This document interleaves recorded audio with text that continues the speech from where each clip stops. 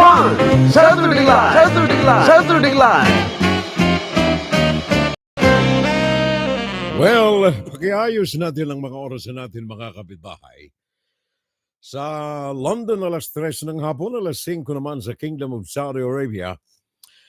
Samantalang alas 9 ng umaga dito sa amin sa East Coast, USA. Ganap ng alas 4 ng madaling araw sa Hawaii. Alas 11 ng gabi sa Japan. Alauna ng hating gabi sa Australia. Diyan sa Pilipinas ang oras natin mga kapitbahay. Pakiayos lamang ganap ng ika-10 ng gabi, Philippine time.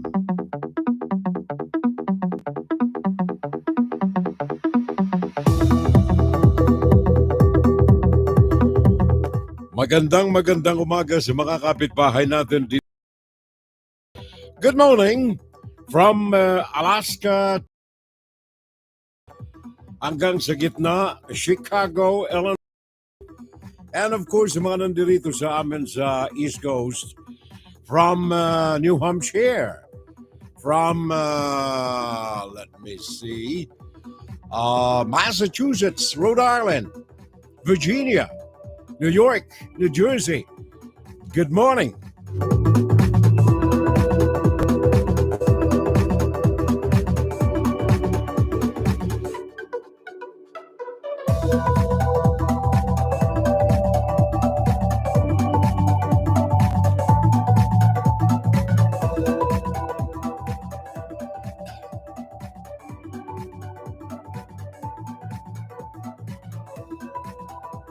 Good morning, good evening, paring Kick Mendoza from Naga City. Andyan sa YouTube sa mga sandaling ito. And of course, Raymond Aguirre, also from Naga City. Good evening. Mga kaibigan natin dyan sa YouTube, ang dalawang itong pare ko palipat-lipat May naka-open din sa Facebook ang kaibigan natin. Kick Mendoza from Naga City. And of course, si Loren Elizabeth. Good morning. Good evening pala. Elizabeth Loren. Ganda ng umaga, ng tanghali, ng hapon, ng gabi. And of course, meron tayong bagong pangalan. Ano ito? Quadro Dos Pante. Bert Neri. Isang tao lang ito. Ang daming pangalan. Ano?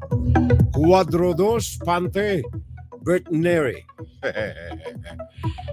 Happy watching, pare ko. And of course, kay pareng Soke Friend de Merano, good morning. From Glendale, California, ang kaibigan natin. Si pareng Kick Mendoza and then Raymond Aguirre. Well, mga kahimanwa, maray na banggi sa duwatang kaamigos. Ang ino pong abang lingkod, Fiorel Salvo po lamang, mga kapitbahay. Ngayong araw na ito ay araw po ng anibersaryo ng gera, pananakop ng Russia sa Ukraine. 2 taon na. Today, ika-24 ng buwan ng Pebrero. And also, diyan sa Pinas, ngayong araw na ito ay isa lamang sa mga araw ng paggunita natin. There you are. Yun ang mga kataga. Ang paggunita sa paglulunsad ng EDSA People Power. In fact, kahapon ay may mga aktibidad ng mga naganap. Unfortunately, dahilan sa tinatamaan ng bullseye si Bongbong Marcos sa pagdiriwang na ito ng EDSA People Power laban sa kanyang tatay at sa kanilang pamilya, hindi ito kinikilala ni Bongbong Marcos na public holiday, unusually ignoring the importance of people power. Kung manatanda ninyo, lahat ng mga naging presidente from Cory Aquino hanggang kay Ninoy Aquino. In fact, maski na si Rodrigo Duterte ay official public holiday ang EDSA People Power Revolution. Kahit na ito ay tumapat sa araw ng Sunday, kagaya ng idinadahilan ng executive order ni Bongbong Marcos na sa bakat ito ay Sunday ay hindi makakaapekto ng gusto, kaya hindi niya idineklara na public holiday ang EDSA People Power Revolution. Para itong tuso kasi sa kanyang mukha eh. Share na sa ibang mga grupo natin ng FSL. Sabi ni parang Kik Mendoza, thank you sir. Maraming salamat. At saka of course si parang Soke Friend de Merano dyan sa Glendale. Happy watching na lamang. Sa mga iba pang mga kaagapay natin, let me see. Marvin at Vincula. Ito mga silent audience natin for the moment. Marvin at Vincula, thank you very much pare ko eh. Si parang Jundi T. Valencia. Sabi niya, hello SK, Furel, Viva Jesus. And then Batcom Quezon Talagit. Batcom Quezon Talagit. Also watching us in silence ang kaibigan natin. And of course, dyan sa Canada, si paring Rudy Rodolfo Rania Eusebio is also watching the show right now. At saka si Roland Nechaldas. Roland Nechaldas. Ito quiet lamang siya. Tahimik lamang na nanonood sa atin. Welcome sa ating FSL, my friend. Roland Nechaldas, thank you. Brand new name. And of course, si Tony. Hi, sir. Antonio Ahero. Isa rin ito sa mga silent audience natin pero gumagapang ng husto. Makikita mo na lamang yung kanyang mga chat groups. Saturated na ng ating Fun Saturday Live thanks to Tony Antonio Ahero. Tahimik lamang ito na namumudbud. Nagpapalaganap, nagpapakalat ng ating Fun Saturday Live every Saturday. And of course, Cuadro Dos Pante Bertneri. Palagay ko, Bicolano itong si Cuadro Dos na ito eh. Gawa na yung si Bertneri ay naging broadcaster namin sa Naga sa ABS-CBN during the late 50s and early 60s. In fact, dyan ako sa kanya nag-go for. After graduating from high school kasi ako. After graduating from high school, in fact, hindi pa pala. Nasa high school pa pala ako noon eh. Dahilan sa miyembro ako ng college or high school, school thespian. Ito yung mga stage drama talents. Yung mga, kumbagay, parang Broadway. Sa UNC. Na-attract yung attention ni Bertneri at saka ni Roger Villamore na sa boses ko, bata pa kasi ako eh. High school fourth year. Sabi sa akin ni Bertneri, Noy, alika. Gusto mong mag-announcer? Sabi ka, pasyalan mo ako sa akin sa studio. Sa Baras, Kanaman, Camarines Sur. High school pa lamang ako noon fourth year. So ang ginagawa ko, ang programa noon ni Bertneri is about from about 10 in the evening until 1 o'clock midnight. Pang graveyard ang tawag namin dyan graveyard shift. So ang ginawa ko, mga alas 9, bisikleta na ako. Bisikleta na from Naga. Papunta ng Baras ka naman. Gawa lang wala ng jeep dyan paghating gabi. Bisikleta ako. Doon ako tambay sa studio ni Bertneri at habang umiinom siya ng beer, ako ang nagpapaikot ng kanyang mga plaka. Bertneri! At tapos sabi sa akin, Noy, magbigay ka na lang ng oras. Huwag kang magsasalita na kahit ano. Oras lang. Sige, di oras lang. Yung programa noon ni Bertneri, pa-English Kaya pa-English din tayo. Ngayon, after graduation, hindi pa nga graduation kasi tama, March graduation namin nung araw Itong aking may bahay naman ay drama talent na sa DCGE nung araw, a competing station. So pumapasyal ako doon, sinasamahan ko siya pag nagre-recording. Nakakilala naman ako ni Sonia. Sabi niya ba, okay ang boses ng bata na ito, sama ka nga sa drama. Bigyan kita ng 4 na oras sa DCEB at saka DCGE. Yun. Doon nagsimula. Abril 27, 1964, katatapos lamang natin ang high school, nagsimula tayo sa broadcast diyan sa DCGE and DCEB diyan sa Naga City. Pakinggan si Ferrell Salvo tuwing Sabado dito sa FGS Web Radio para sa mga Pilipino. Yan ang ating maikling mahabang kasaysayan pareho. Cuadro dos Pante Bertneri. Tiganaga siguro ito eh. And then of course, Susie Viola. Sabi niya, good morning po. Thank you, Susie. Maraming salamat. And of course, paring Nanding Fernando Diego Constantino. Good morning. And ang aking newfound friend and family, Nancy N. Ong. Sabi niya, good morning. Magandang umaga rin sa inyo at sa pamilya, Nancy. Thank you very much for the company again. And we'll be having a lot of news today. Adi Road Glider. Adi Road Glider also with us today. Maraming salamat. At saka si Elizabeth Lioren. Thank you. And of course, paring June D.T. Valencia. Now, unang hibla ng balita natin, ito'y katatanggap lamang natin mga kababayan. Galing ito dyan sa Mindanao, in fact, Lanao del Norte. Ayon sa report na tinanggap natin galing sa Regional Army Command na nakabase. Dyan sa Lanao del Norte, nagkaroon ng intensification ng sagupaan between the members of the Islamic State Link Dawis Islamiyah. Diyan sa Lanao del Norte, ayon kay Major General Gabriel Veray III, ang commander ng Army's 1st Infantry Division.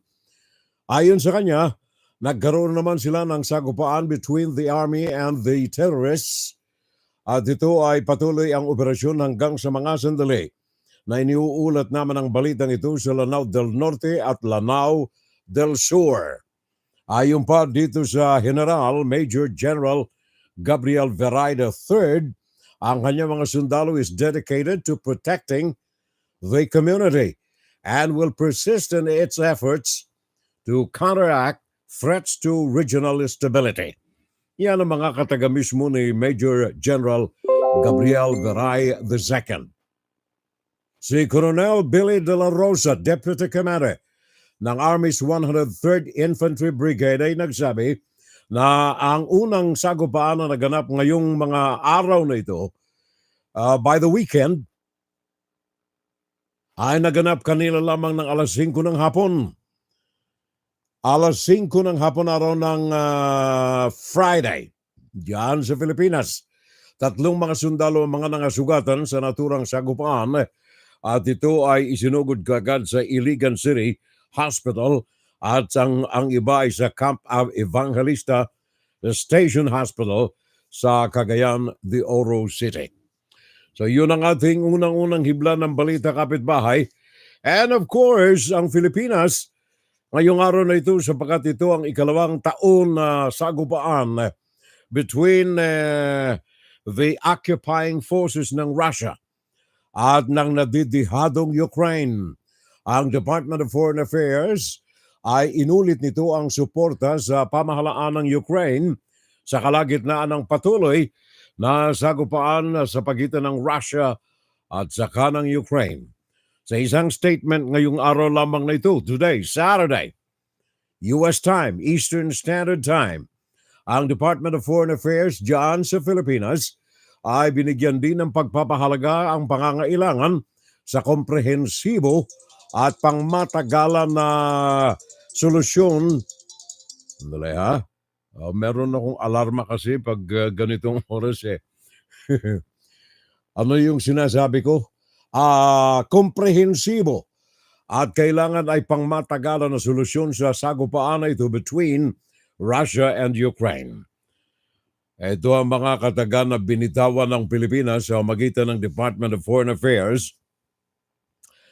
The Philippines has articulated its principled position on Ukraine and has consistently supported Ukraine's sovereignty, independence, unity, and territorial integrity, voting in favor of the 6 resolutions of the United Nations General Assembly.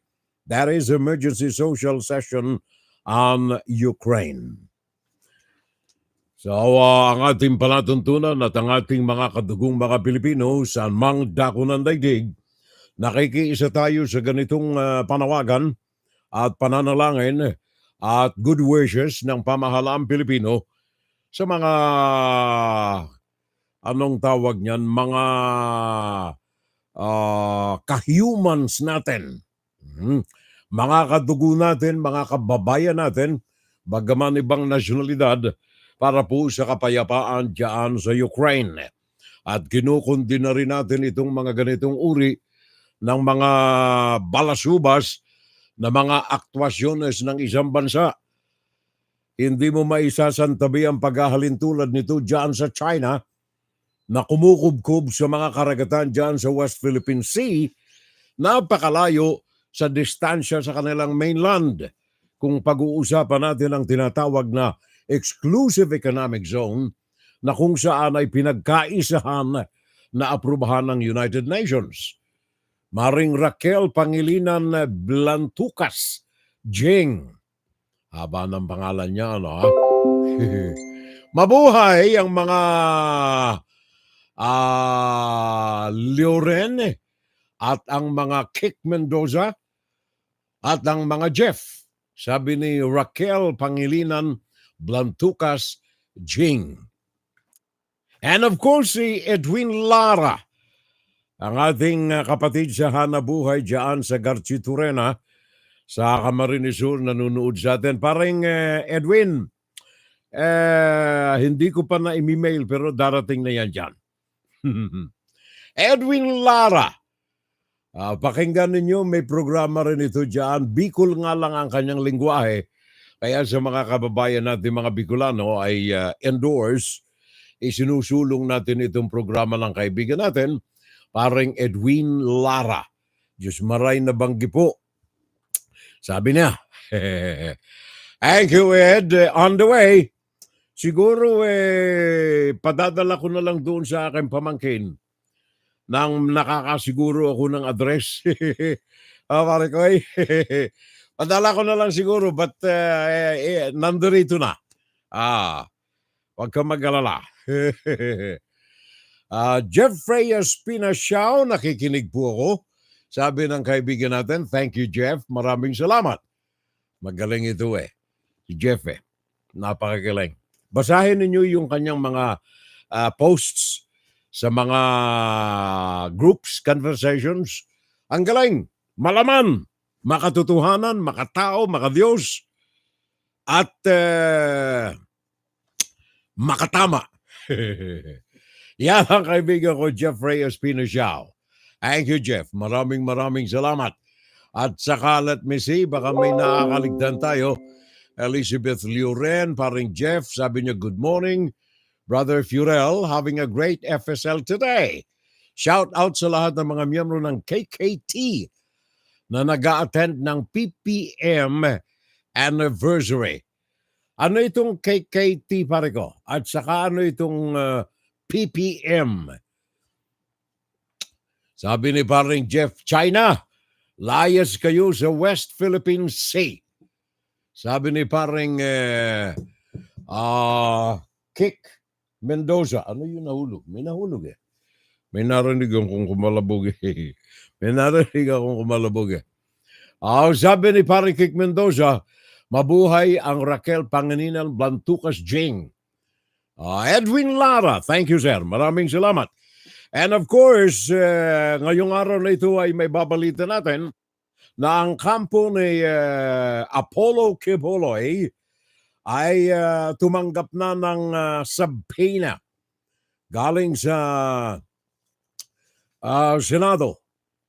Ano nga yung kasabihan ng mga matatanda? When it rains, anong tawag niyan? When it rains, it blanks.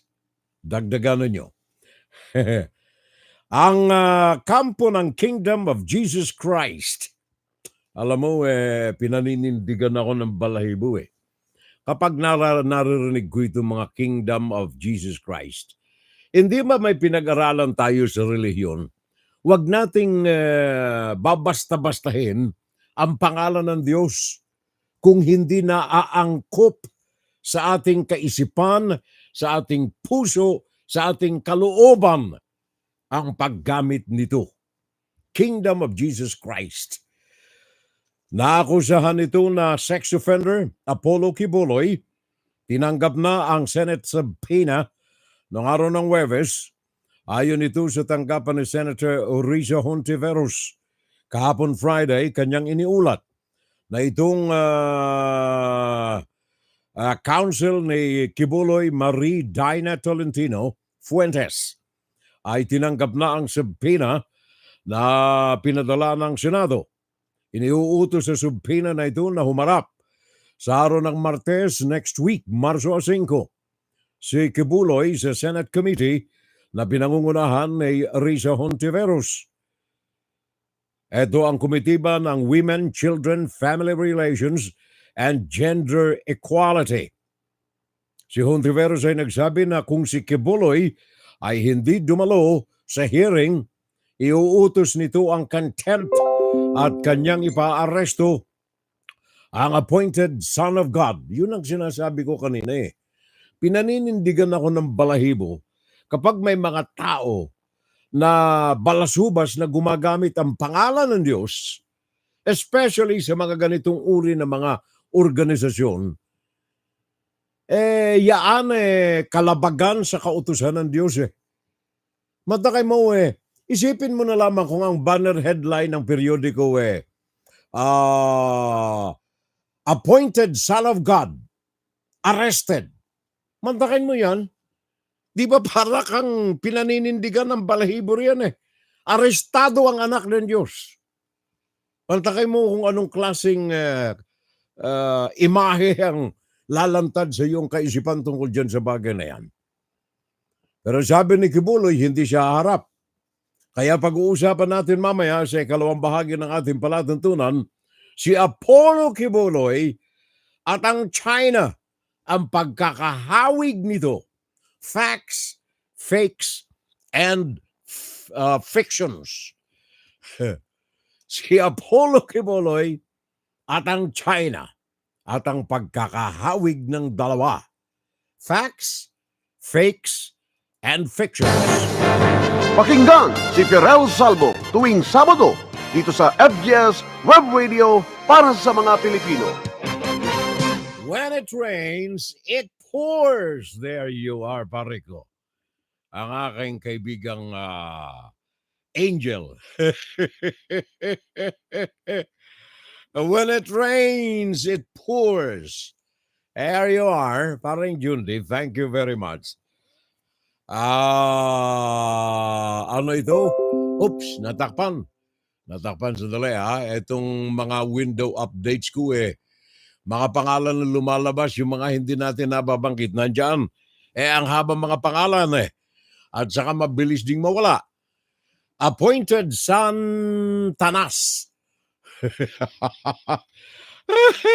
Appointed Son Tanas, sabi ni Raquel Pangilinan Blantucas Jeng. Si Senator Risa Hontiveros lamang ang may balls sa Senado. Yung asawa ni Robin ay gumawa pa ng katarantaduhan. Yeah, pare ko, I'm sad. Sa tanggapan ni Robin sa Senado. Yun ang masasabi natin. Hindi ko naman idinidiin ng husto, pero yun ang mga may kakulangan sa kaisipan. Kung wala ka noong pamantayan or standards na tinitingnan, ang paligid sa iyo pare-pareho na lamang Kaya, nawawalan ka, anong tawag niyan, unintentionally, nawawalan ka ng galang, ng respeto sa isang bagay sapagat wala kang ang pamantayan eh. Hindi mo alam na ito hindi pwede dito. Dito pwede. Dito hindi pwede. Diyan hindi pwede. Walang pamantayan eh. Ang sabi ng mga matatanda riyan, mal-edukado ka. Di ba? Yung nanay tatay ko nung araw, gano'n eh. Mal-edukado ka. Wala kang edukasyon. Wala kang alam. Yun ang problema riyan. Kaya nangyari roon sa opisina ni sa bagay pare ko hindi ko naman minamaliit itong si Padilla pero Mr. President, with the permission. Accept Ito. and move first, no? So move. that we can move on their motion. Paring Robin To Padilla. move to accept. Senator. Opo, tinatanggap ko po ang panukala. Opo. Now, if you can make a Pinagtatawanan motion ng mga senador that the body accepts the amendments in the nature of the substitute bill. Your Honor, you have to move first sige, that the balik body ka, panat. accepts the substitute bill. Hirap na hirap I-move nyo lang po. yung mga senador na tumuro. Opo. I move. Englishin ko na to. Yun ang senador ninyo pare ko eh. Kaya yung kanyang asawa, doon tayo magturukan sa loob ng opisina. Total, ang asawa ko senador eh. Doon sila. Yun ang sinasabi ng mga matatanda nung araw. Mal-edukado ka kasi eh. Yung when it rains, it pours. Sandali good morning na lamang, sabi ni Betchy Tolentino. Thank you, Betchy. Maraming salamat, Betchy Tolentino. Sabi ni Quiboloy, pinahinto niya ang earthquake. Sabi niya, earthquake stop. Ngayon pa stop niya ang Senate investigation. Tingnan natin. sabi ni paring Judith Valencia, Maray na aga Fiorel at sa Kabos. Sabi ni paring Nixon Torres at sa lahat ng mga listeners natin. Sabi ni paring Nixon Torres, pakipa-shoutout po kaming mga listeners dito sa Canada. Si Betchy Tolentino in Canada. Saan ka ngayon dyan sa Canada, Maricoy? Pinarurusahan kayo rin ng snow, ano?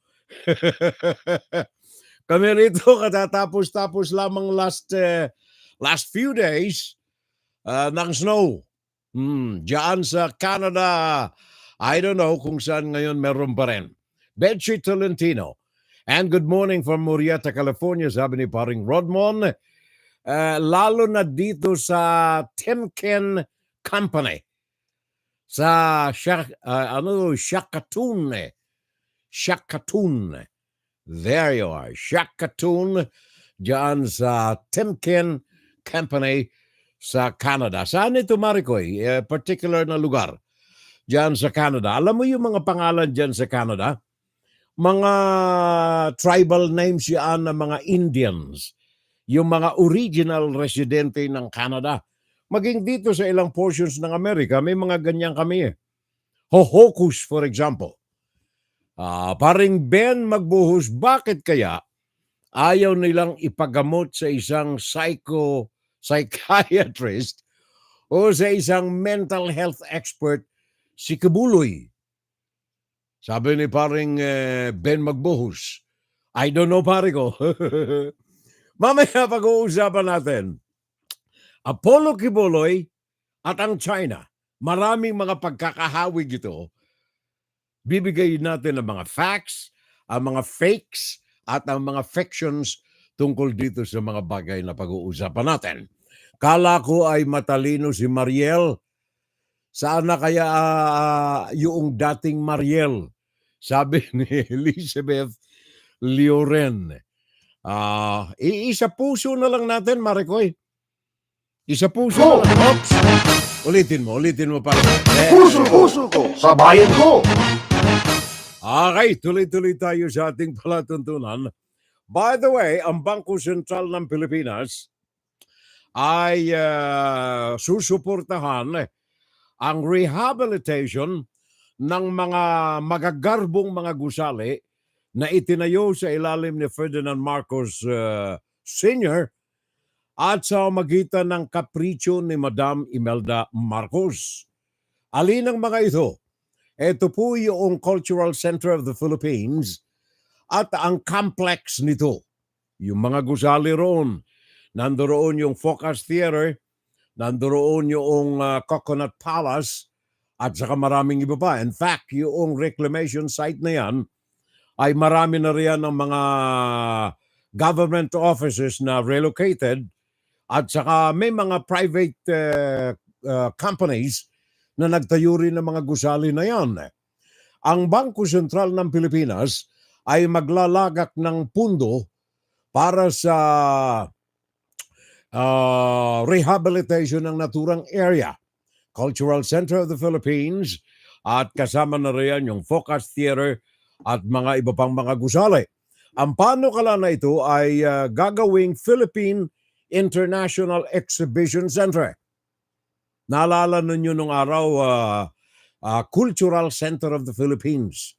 Yan ay ginawa ni Imelda para ihabol doon sa ASEAN Conference nung araw na ginawa diyan sa Pilipinas. Ngayon, itong si Lisa Araneta Marcos ay pinagtuunan ng pansin itong nabubulok na area na ito ng Manila Bay. Kaya sa magitan ng kanyang asawa, ang presidente, binigyan ng pagpapahalaga ang sinimula ni Imelda. Kaya ngayon, ang naturang area ay gagawing Philippine International Exhibition Center. Ang proyektong ito ay pangungunahan ni Lisa Araneta Marcos at ito ay mangangahulugan lamang ng pagpapalaganap ng mga conferences na iimbitahan from around the world, from Asia na gawin dyan sa Pilipinas at gagamitin ang Philippine International Exhibition Center, formerly ang Cultural Center of the Philippines. So ang Bangko Sentral ng Pilipinas ay naatasan na maglaan ng 18 bilyong piso para sa panukalang Philippine International Exhibition Center. Ang gagawin dito ni Lisa Araneta Marcos ay lalagyan ito ng mga display ng mga Philippine products, iimbitahan ng mga bansa sa daigdig on a regular basis na tingnan for the promotion of Philippine products. Si Architect William T.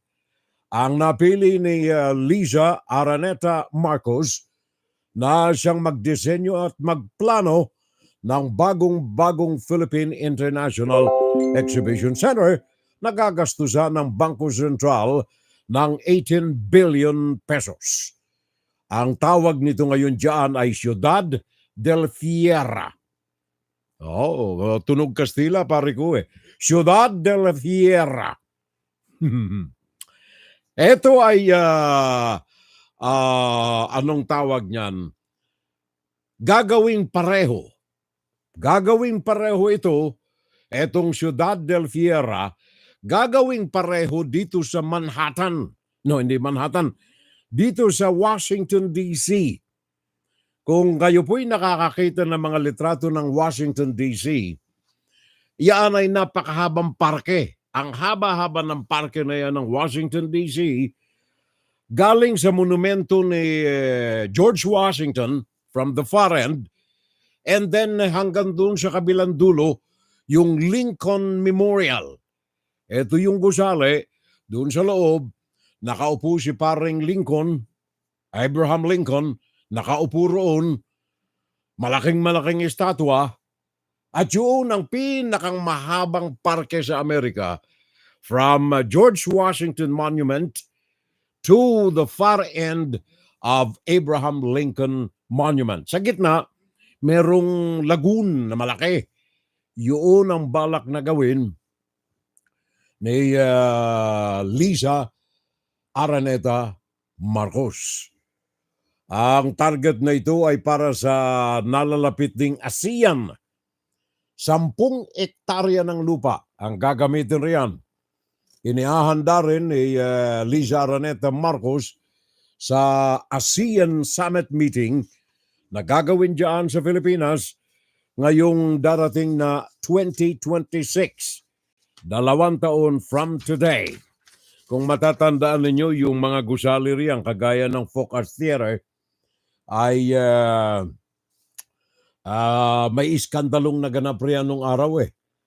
And then yung convention center na kung saan ay nagiba yaan at the midst of rush, building the building, may mga natabunan riyan ng mga trabahador. Hindi na nakuha yung kanilang mga kaluluwa ang lumipad pero yung kanilang katawan nandoon. Kaya may mga lumalabas daw riyan sa mga gusaling yan na kung saan ay maraming mga nangamatay during construction noong 1977. Kaya napabayaan na. Natatandaan ninyo, meron pang Philippine, may hotel dyan nung araw eh. Parang Junri, help me out. Ano nga yung hotel dyan nung araw na naandyan din eh? Philippine Village Hotel. There you are. Mga abandonadong mga gusali. Diyan sa loob ng Cultural Center. Sa loob ng reclaimed Cultural Center compound. Puso ko sa bayan ko. Yeah, yung Sofitel, isa rin yan. Bago na yan ngayon. Nung araw, Philippine Village Hotel, pare ko'y. Yan ay sakop nung araw ng, let me see, Nayong Filipino. Di ba? Yung mga lugar na yan nung araw eh. Sakop pa yan ng Manila International Airport. Pero yun ay tinayuan ng hotel para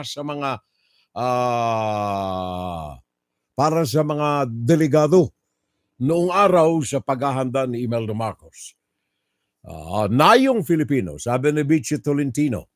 And then Westin Plaza. Ayun. Paskuhan Philippine Village nasa airport. That's correct, yep. Sa airport, Philippine Village Hotel. So natatandaan ko yung mga yan. I don't know, wala na ngayon eh. The last time na naandyan kami before pandemic, umikot kami riyan. Thank you very much kay paring, anong tawag niyan? Kay paring Gabot. Iniikot kami. Paring Bert Gabot. Inilibot kami riyan nung araw sa Rojas Boulevard ng kaibigan natin. Magaling itong periodista. Ngayon ay nakabase na rin dito sa California ang kaibigan natin. Noong araw ay di Campanilla itong journalist, kapatid ng kumpare kong tunay, Sammy Gabo. Pakinggan si Firel Salvo tuwing Sabado dito sa FGS Web Radio para sa mga Pilipino. Umuwi ako last January after 5 years. Ang dami na ng mga changes. Sabi ni Maring Bichi Tolentino. Pareho lang tayo, Marikoy. Ilang taon na ba? 2018 yung last ko riyan eh. Bago mag-pandemic eh. Kasi nung 2019, pauwi na kami. Disyembre nung araw, nabalitaan na yung Wuhan coronavirus ni Xi Jinping. Kaya kinansila namin yung huling biyahe. Ngayon, baka makauwi kami uli. Paring Kik Mendoza at saka Raymond Aguirre dyan sa YouTube. The airport in Clark, nawala. The airport sana ba? Big and beautiful na. Yes. Betsy Tolentino, thank you. At saka nilipat na nila yung Clark. There you are. Ngayon bumabalik yung mga eroplano riyan ng Amerika. Nandiyan sa Clark. In fact, meron akong kaibigang nakatira riyan. In fact, isang executive diyan sa Clark. Sabi niya, pare ko, parang mga tutubi. Ang mga eroplano, mga jet fighters at mga cargo planes ng Amerika diyan sa Clark. At ang Olongapo, buhay na naman. Puso ko sa bayan ko. Alala ko tuloy dito sa Amerika, yung pong lalaki na nag-assault, na nadyak, nanuntok, nanipa ng isang Pilipina, Phil-Am. Dito sa New York, may ilang taon nang nakalilipas. That was, kailan ba nangyari ito? 2023. December of 2023, nagtamo ng third degree na mga pasa sa katawan, itong Filipina, yung bumugbog sa kanya na New Yorker, Brandon Elliott, 43, ay hinatulang kanina, kahapon, araw ng Friday, ng Manhattan District Attorney Alvin Bragg Jr. Hinatulan ito ng pagkakabilanggo ng 15 taon. Mabuti nga sa iyo, buisit ka. Brendan Elliott, 43 years old, ang bumiktima ng isang PhilAm. Mabubulok ito ngayon sa 15 taong pagkakabilanggo. Pakinggan natin si Don Tagala ng TFC. Justice is served after the man who viciously assaulted a Filipina in a hate crime attack in New York is now behind bars. Manhattan District Attorney Alvin Bragg announced Wednesday Eastern Time that Brandon Elliott will serve 15 years in state prison. The sentence on Elliott is for the attack on then 65-year-old Vilma Carey 3 years ago in a New York City sidewalk. The 43-year-old in December pleaded guilty to 1 count of assault in the first degree as a hate crime and criminal possession of a weapon in the 3rd degree. The attack was captured in a surveillance video that showed Elliott knocking Carey to the ground with a forceful kick, then repeatedly stomping on her body and head. Elliott then hurled racial slurs against Carey. Elliott's sentence includes 5 years of post-release supervision. We stand with members of the AAPI community, and we stand against hate, and we will continue to seek accountability for anyone who engages in this type of hate-filled conduct. While I did not physically die that day, a portion of me did. A portion of me that made me think I could come to America 40 years ago and be accepted for who I am. Her daughter Elizabeth says perpetrators of such crime should be mentally well first before reintegrated to society. And I think for us, one of the biggest ways we can impact, to my mom's point, is to have that mental health resource, tailored mental health resources to ensure that we end the cycle of hate, like my mom underlined in her speech today. Don Tagala, ABS-CBN News, New York. Thank you, Don. Maraming salamat. Long time no see tayo. So, yan ang report. At saka pagkatapos na siya'y pakawalan after 15 years, meron pa siyang ilang taon na on the watch ng ating mga sundalo ng mga pulis dito sa Amerika. Ganyan ang justice. 2021 naganap. After 3 years, nilapatan ng kaukulang parusang ayoko na magsalita, Marikoy! Roland Nicaldas. Rolly, thank you very much, pare ko, ha? Tahimik ka lamang riyan. Rodolfo Rania Eusebio, the same. At saka Marvin Advincula. Thank you, Marvin. Maraming salamat. Say something para naman nakakalabit natin yung mga kamag-anak natin riyan. At saka ba, etong partner ko, ha? Long time no here, pare ko, eh. Ito yung partner ko, naging kasama ko sa broadcast sa Naga, black belter na Karate Kid, Clay Clavicilia. Na ako'y inilipat ng Radio Mindanao sa Maynila, sa DZXL. Nasa Maynila rin si Clay. Nasa sa PBS nung araw, Philippine Broadcasting. Clay Clavicilia. Pare ko'y, kumusta na tayo riyan at kumusta kay Manay, ha? Regards na lamang and thanks for the audience. And then si paring Fernando Diego Constantino, sabi na, good morning bro. Ang aking kapatid si Ate Nens. Happy Valentine, Ate Nens. Birthday niya kasi Valentine's Day eh. Happy Valentine's, happy birthday, Ate Nens, Nena Salvo Mordeno. And then Elizabeth Liorene. Sabi niya, I'm done sharing, Fiorel. Thank you. Adi Road Glider. Also watching us today. Iyo po, dakol ang Pante sa Naga. Mga family name. Kala ko, dakol ang panty. Buti na lamang hindi Y, ano.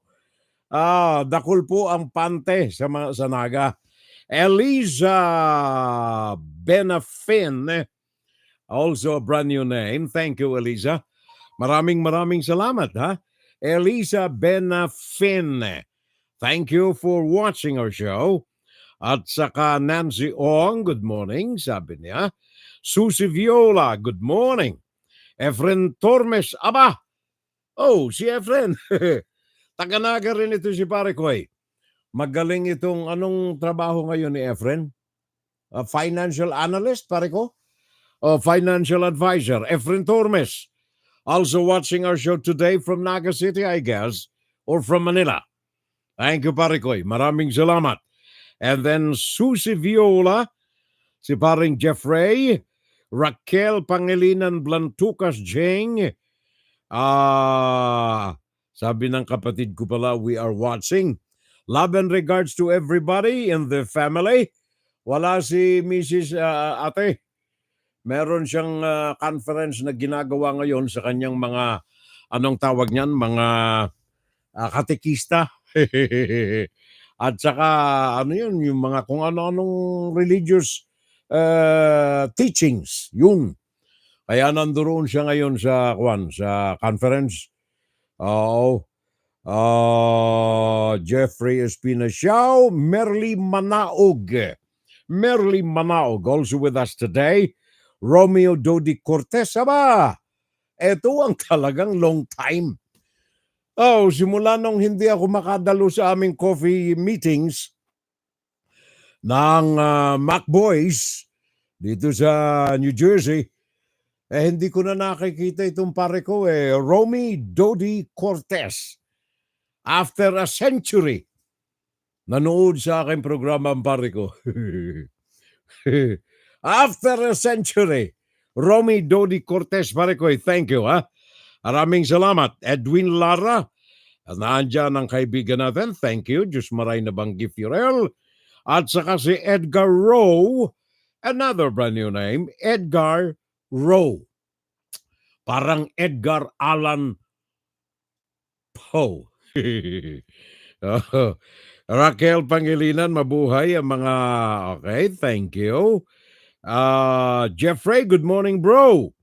Have a great FSL and shout out sa mga miyembro ng KKT at saka PPM. Kik Mendoza, Edwin Lara, Rick Bacolong. Another brand new name, Rick Bacolong, thank you.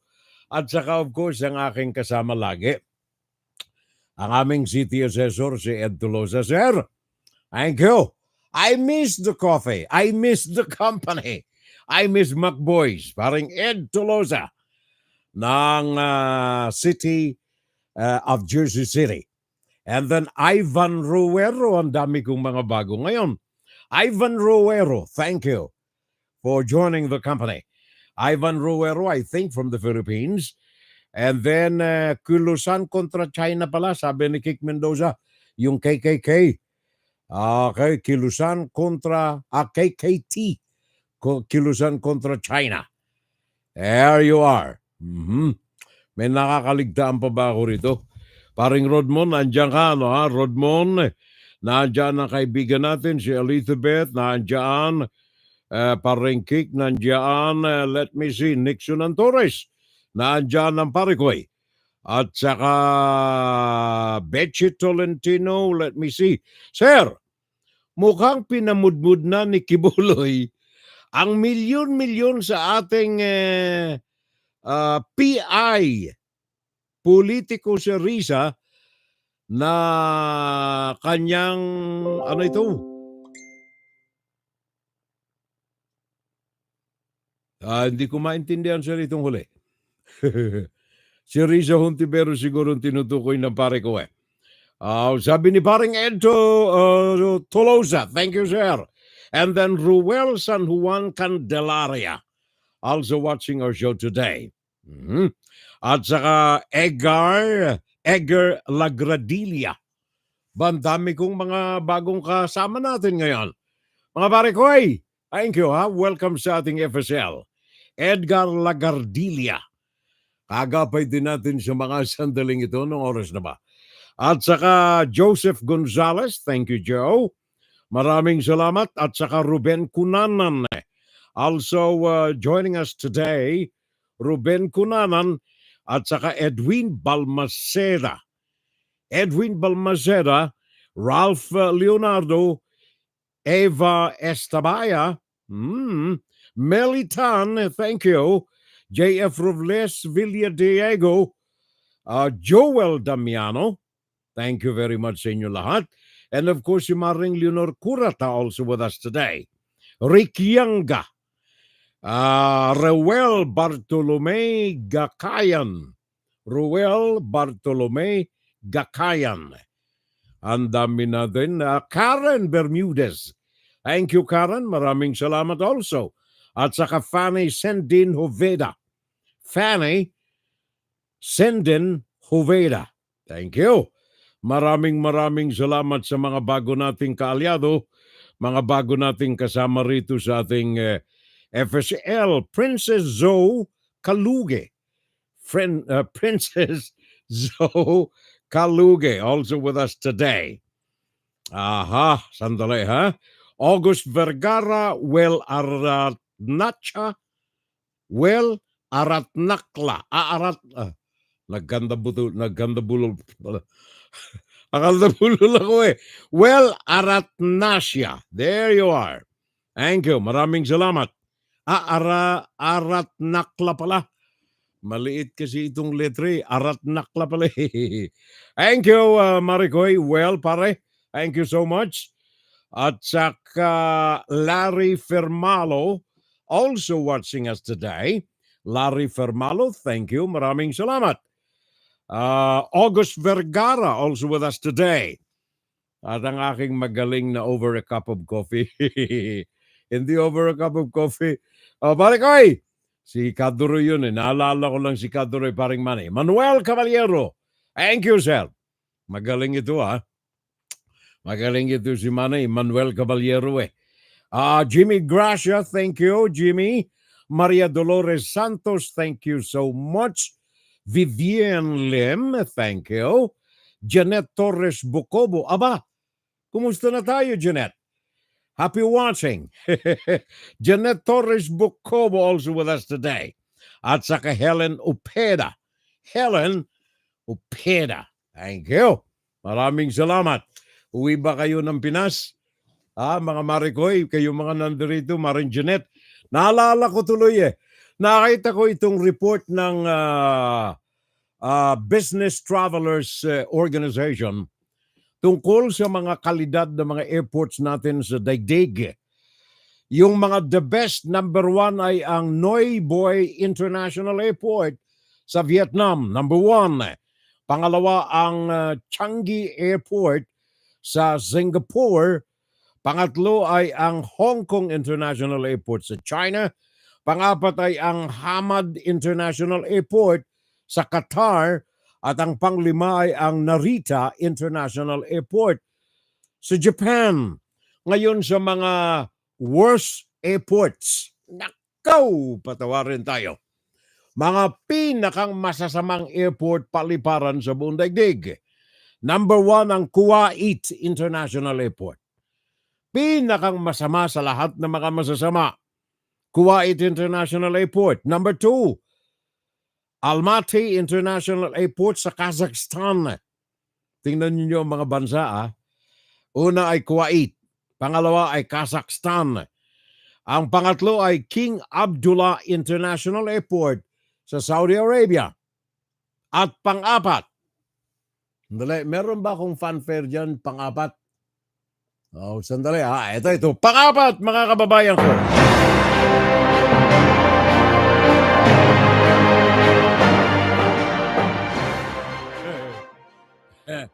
Ang pang-apat, mga kapitbahay, ay ang Pilipinas, Ninoy Aquino International Airport, pang-apat sa pinakang masasamang airport sa buong daigdig.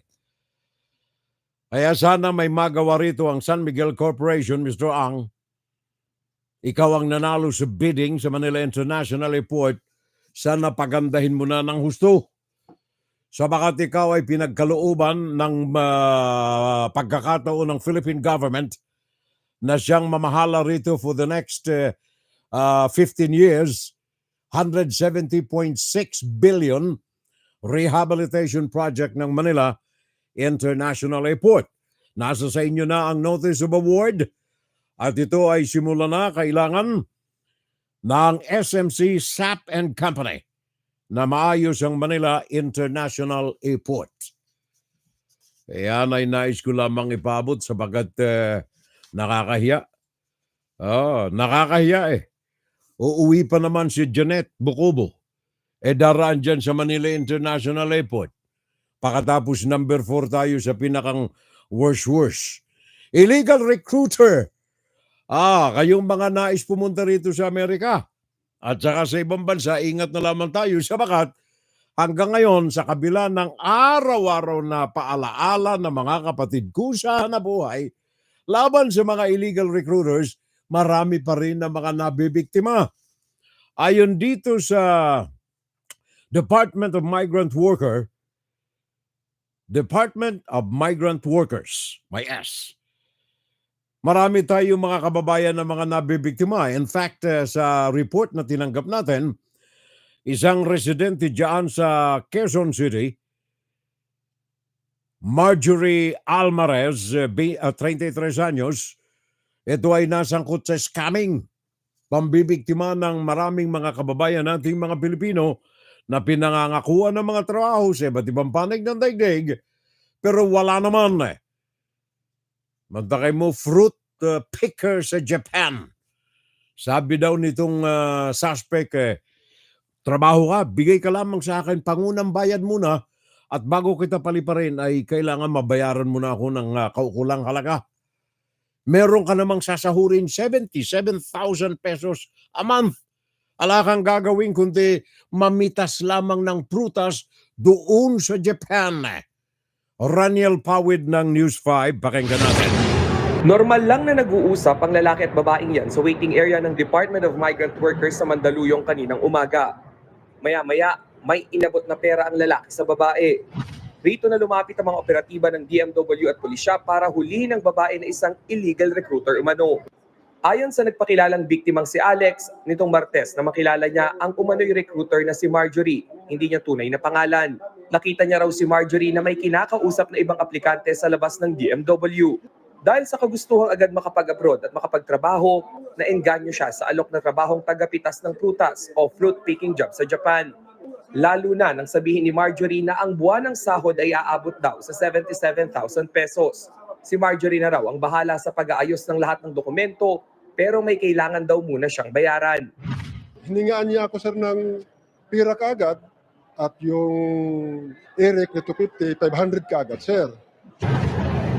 Kaninang umaga, humirit si Marjorie kay Alex ng mas malaking halaga para mauna raw itong makalipad.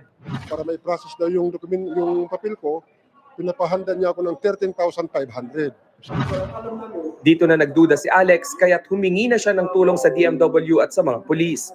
Agad nagsagawa ng entrapment operation at naaktuhan si Marjorie.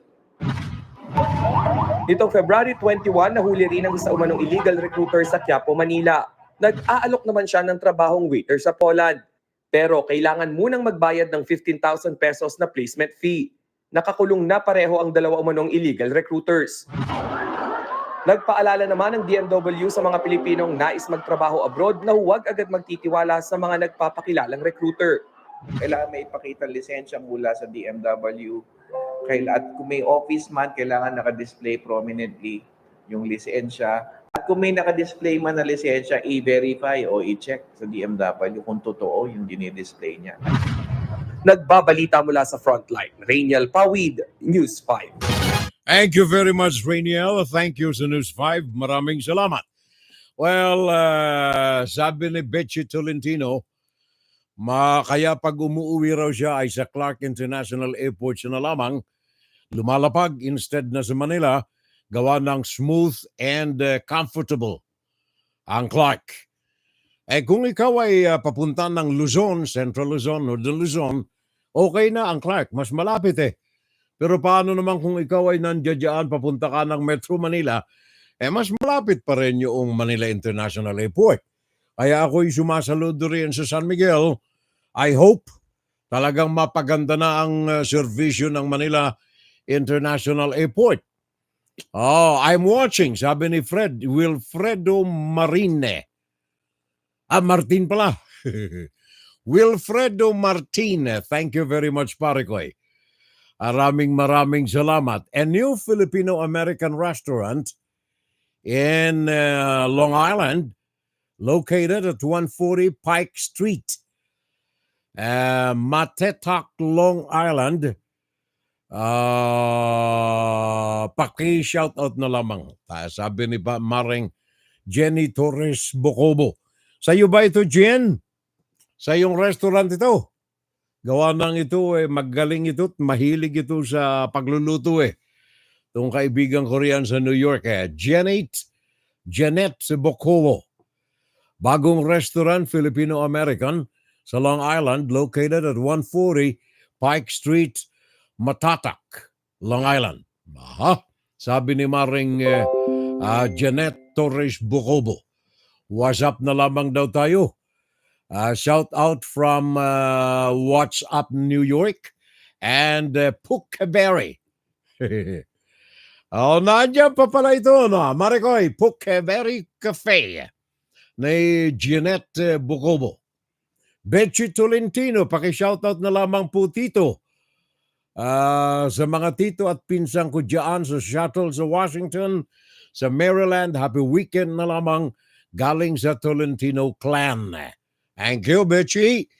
Maraming salamat. At sabi ni Lorene Elizabeth, hi. August Vergara, nice watching you. Sabi ni August Vergara, isang witness hindi tinatanggap ni Senadora Hontiveros dahilan sa sinabi nitong blank si Quiboloy. Aring Junior Dal, yung salita na yan, di ko mababanggit dito kasi masama yan sa aming mga Bicolano. Sana ganyan din ang justice sa Pinas. Walang kinikilingan. Referring ito kay Betchy Tolentino, referring sa justice na pinagkaloob doon sa nambugbog sa PhilAm dito sa New York. Justice is served. Ruel San Juan Candelaria, marami ng bagong mga gusali. Saan ito, pare ko? Sa Maynila? Okay. Sabi ni Ruel San Juan Candelaria. There you are. Thank you. Maraming salamat.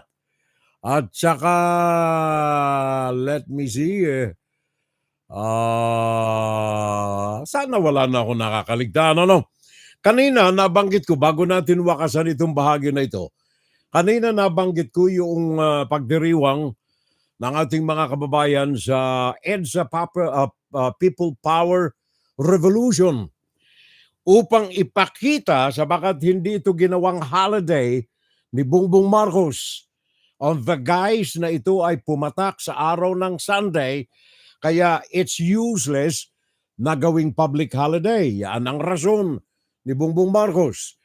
Ngayon, sapagkat malaki na ang hidwaan sa pagitan ng presidente at saka ng vice-presidente, si Sara Duterte, in defiance sa kanyang presidente, ay nag-utos sa Department of Education sa kanyang kapasidad bilang sekretaryo ng edukasyon. Pagkatapos ng Malacanang ay magdesisyon na ang 1986 EDSA People Power Revolution ay hindi public holiday, ang vice-presidente ay nagpalabas ng kanyang direktiba, memorandum.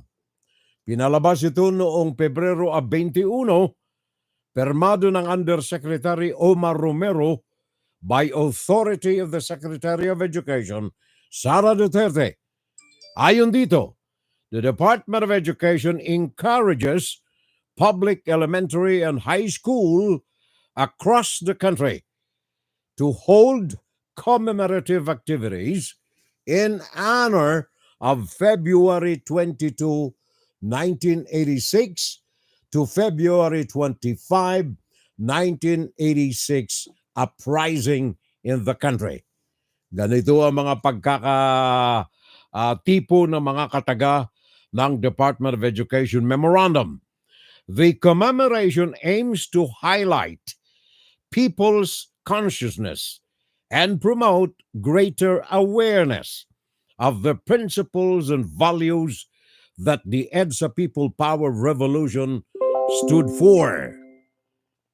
This year's theme would be pagkakaisa at paninindigan laban sa mga bagong hamon ng bayan.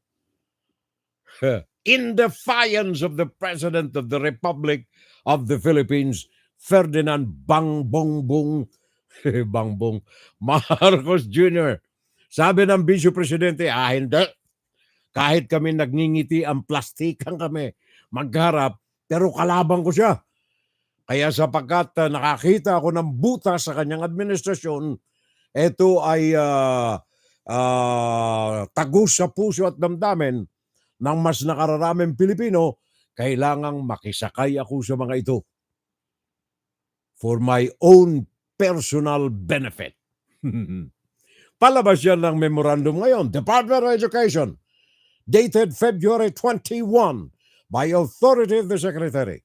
The Department of Education encourages public elementary, high school across the country to hold commemorative activities in honor of the February 22, 25 uprising of the Filipino people.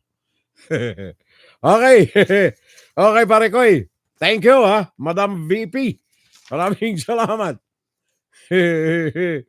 Ganyan lang sakayan lang talaga tayo riyan May galit kay Marcos. Sakay tayo rito. Mali ang ginawa ni Marcos Gawa ng mali naman talaga yung ginawa ni Marcos.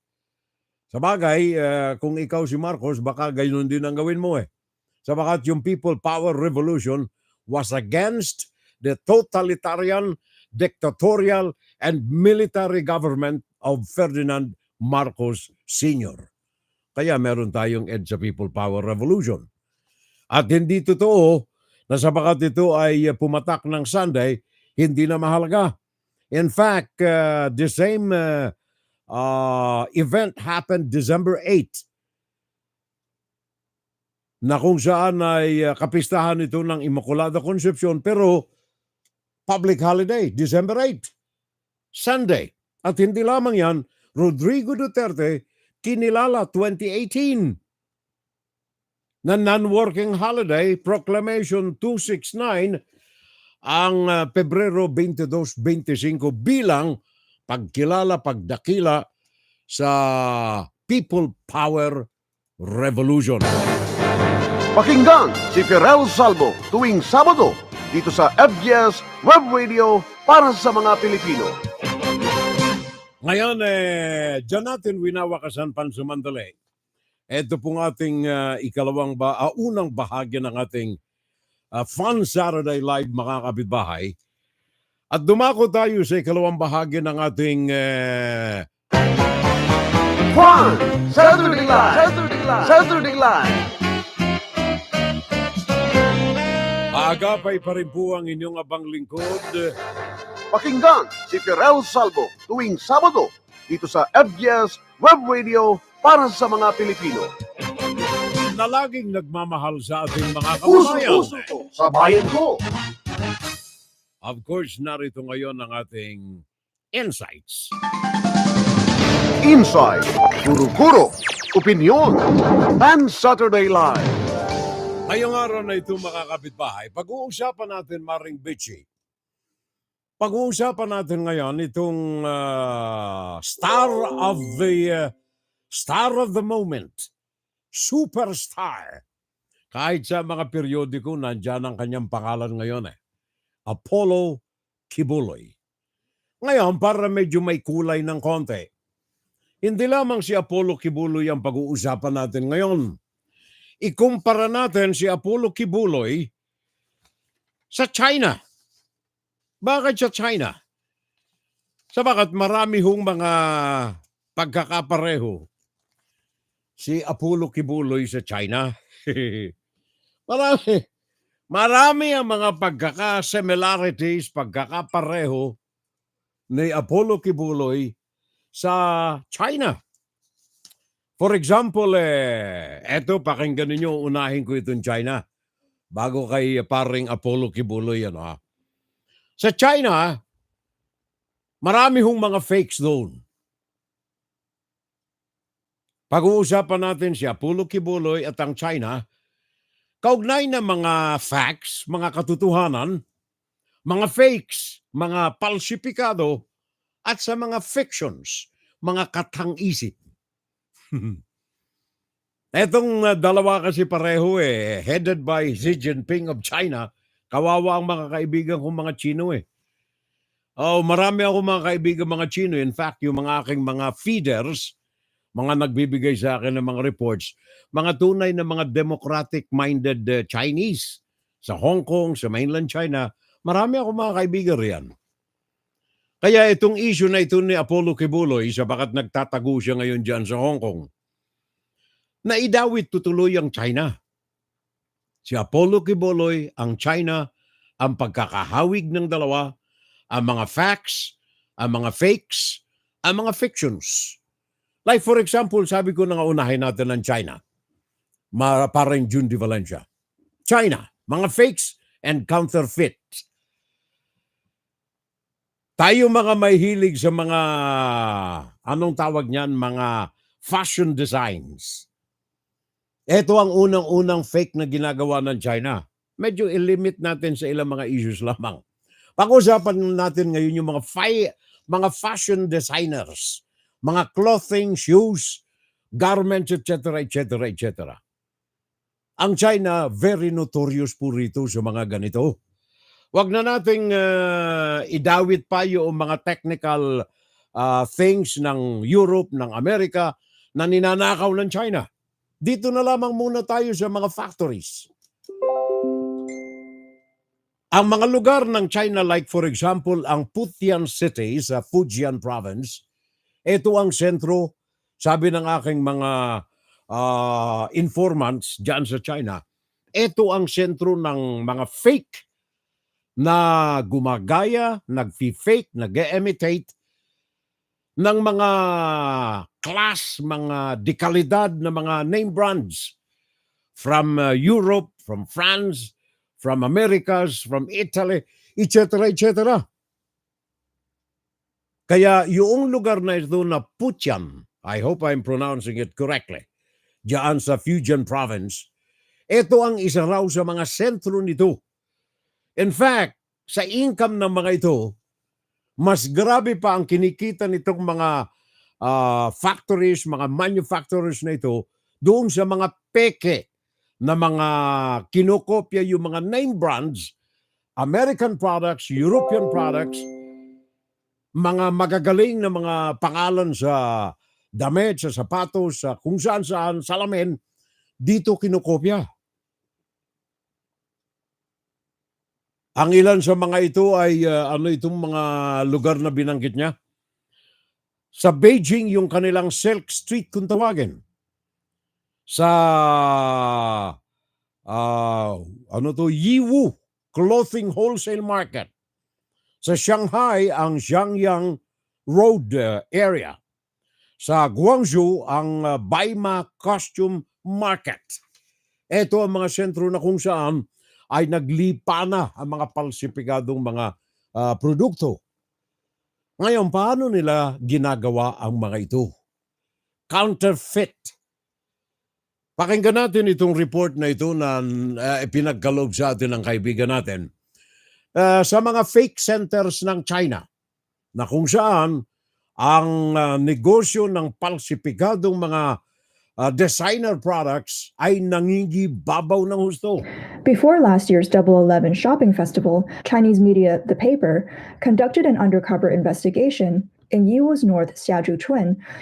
There, they found many merchants selling fake and inferior products. During the visit, the reporter went to several stores selling different items, and the findings were shocking. In the first toy store visited, the owner guided the reporter to an SUV parked at the door, where the trunk was filled with large Ultraman toys, priced from tens to dozens of yuan per kilogram. In a leather goods store, a Saint Laurent handbag that averages tens of thousands of yuan could be bought in Yiwu for just over 200 yuan with an authentic-looking label. In a wholesale clothing store, the reporter saw knockoffs of famous brands like North Face and Arc'teryx, priced at only a fraction of the originals. These discoveries further reflects the lies and deceptions behind China's prosperity, with the so-called number one village for live commerce mainly relying on selling counterfeit goods to make profits. China was once a manufacturing powerhouse, with many famous brands setting up original equipment manufacturing (OEM) factories there. These factories, having worked for a long time, mastered the designs and technology, enabling them to produce counterfeit products that are very similar. Take shoemaking, for instance. Putian in Fujian is famous for its shoe manufacturing. As part of China's coastal economic opening zone, this region also enjoys certain national preferential policies, which attracted brands like Nike and Adidas to open OEM factories there, making Putian a key production and processing hub. However, what these famous brands didn't anticipate was that, with the sneaker market booming, Putian merchants sniffed out business opportunities and used these shoemaking skills to produce high-quality counterfeit sneakers to earn more profit margins. Some OEM factories even developed their counterfeit production lines, selling knockoffs worldwide. In 2007, New York police seized 300,000 pairs of counterfeit shoes from China, making Putian famous overseas as the capital of fake shoes. A Nike employee told the New York Times that he estimates 1 in every 3 Nike shoes globally was a counterfeit. In 2019, U.S. Customs and Border Protection seized thousands of counterfeit Nike shoes shipped from China at the port of Long Beach in Los Angeles. Despite increased efforts worldwide to crack down on counterfeit shoes, the root problem has not been eradicated. Nakita na ninyo. Yan ang ating mga facts and fakes diyan sa China. Paano nila ginagawa ito? Ito po ay itinuro sa atin punto por punto nitong kaibigan natin na ito na mga kaagapay natin diyan sa Hong Kong. Unang-una ay bibili sila ng produkto. For example, Nike shoes. Pagkatapos, reverse engineering dun sa Nike shoes. Isang paraan yan. Yan ang direct counterfeiting kung tawagin nila. Kukunin nila yung produkto, kukopyahin nila, hihiwa-hiwalayin nila, peraso por peraso, at pagkatapos ay kukuha sila ng sarili nilang mga materials, galing sa China, manufactured by China, at gagawin nila itong naturang gagayahin. First step, direct counterfeiting. Ang ikalawang forma nito ay imitation by slightly altering the original brand product. Kunyari, Nike. Yun ang sapatos. Anong spelling ng Nike? N-I-K-E. Nike. Ang gagawin ng China, the same. Kinopya na lahat. Ni-reverse engineer na yung sapatos. Pero para hindi sila mapagkabintangan na kinopya, yung N-I-K-E, gagawin nilang N-I-H-K-E. Nike. Example lang yan. Pero ganyan ang ginagawa nila. Second form of imitation by China. Slightly altering the brand name. Nagdagdag ng kagaya halimbawa, ako personal akong nakakuha niyan. May nakita akong brand new na relo. Nangungulekta ako ng relo eh. Tiningnan ko maigi yung litrato, napakaganda. Napakaganda. And first glance, ang akala ko ay Seiko eh. S-E-I-K-O. Seiko. So sabi ko, mabili nga ito. Tingnan ko kung anong klase nito eh. Iba ang may dagdag na letra. Yung Seiko ay ginawang E-S-E-I-K-O-H. Pero parehong-pareho ng Seiko, maski yung logo, pareho eh. So binili ko, tiningnan ko lang. Ba, China, pare ko. Yun ang another example, altering slightly the brand name. Nung binuksan ko yung relo, gagaparanggot eh. Gaparanggot ang loob eh. Malaki yung kaha, gagaparanggot yung loob eh. Nilagyan lamang nila ng molder para hindi gumalaw yung mukha ng relo. Ang pangatlong uri ng registration, ng faking, ay bibili sila ng name brand. For example, again, Nike, for example. Walang distribution ng Nike sa China. Ang gagawin ng scrupulous businessman, makikipag-deal sa Nike. Ako ay ganito, may factory ako, gagawa ako ng sapatos mo, bigyan mo ako ng authorization, i-register ko ang trademark na ito sa China, ako ngayon ang mamamahagi. So yun namang original ownership ng Nike sa Amerika, pumirma ng kasunduan sa Chinese businessman. So yung Chinese businessman gumawa ng produkto. Ang kaso ang ginawa ng China, dalawang uri ng Nike. Isang original na Nike, depende doon sa kasunduan nila sa kontrata, at isang uri ng Nike na locally produced. Yun ang nasa mga merkado ngayon sa Beijing, Silk Street, sa Yihu Clothing Wholesale Market, sa Shanghai Jiangyang Road, sa Guangzhou Balma Costume Market, at sa iba pa. Lahat ay maraming mga nandiyan dyan sa Puchian City, sa Fujian. At ang ikaapat na uri ng pagpepeke ng China ay ang pagkuha mismo ng dealership, hindi manufacturing, distributorship sa China. Siyempre, yung produkto pupunta roon eh. Kukopyahin nila ngayon yung mga produkto. And this is true sa mga food companies dyan sa China. Ang masaklap nito, when it comes to food, meron tayong nakuha ritong report, yung ginagawang mga,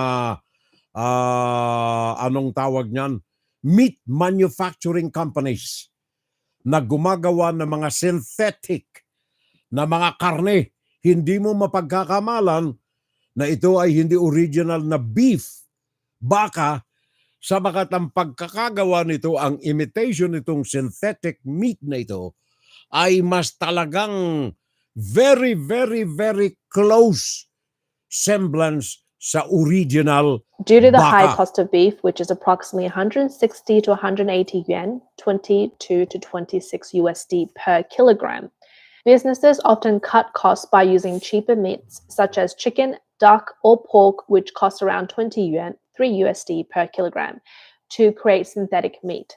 To enhance the beef flavor, they add ingredients like beef essence or beef tendons.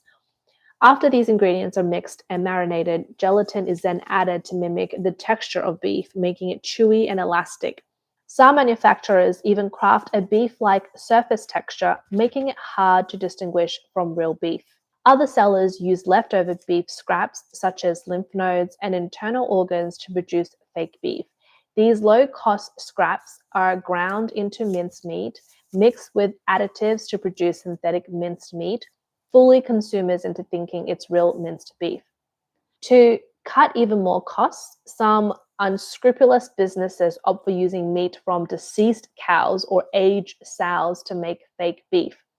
To make the fake beef's color resemble fresh beef, they add coloring agents such as carmine and nitrates. There are even some reckless merchants who simply combine eggs and starch or use plant protein to create a kind of composite meat. They then add various additives to make this substance closely resemble real beef in appearance and texture, though it contains no meat at all. You see, no meat at all. Mga synthetics. Ang masaklap pa nito yung mga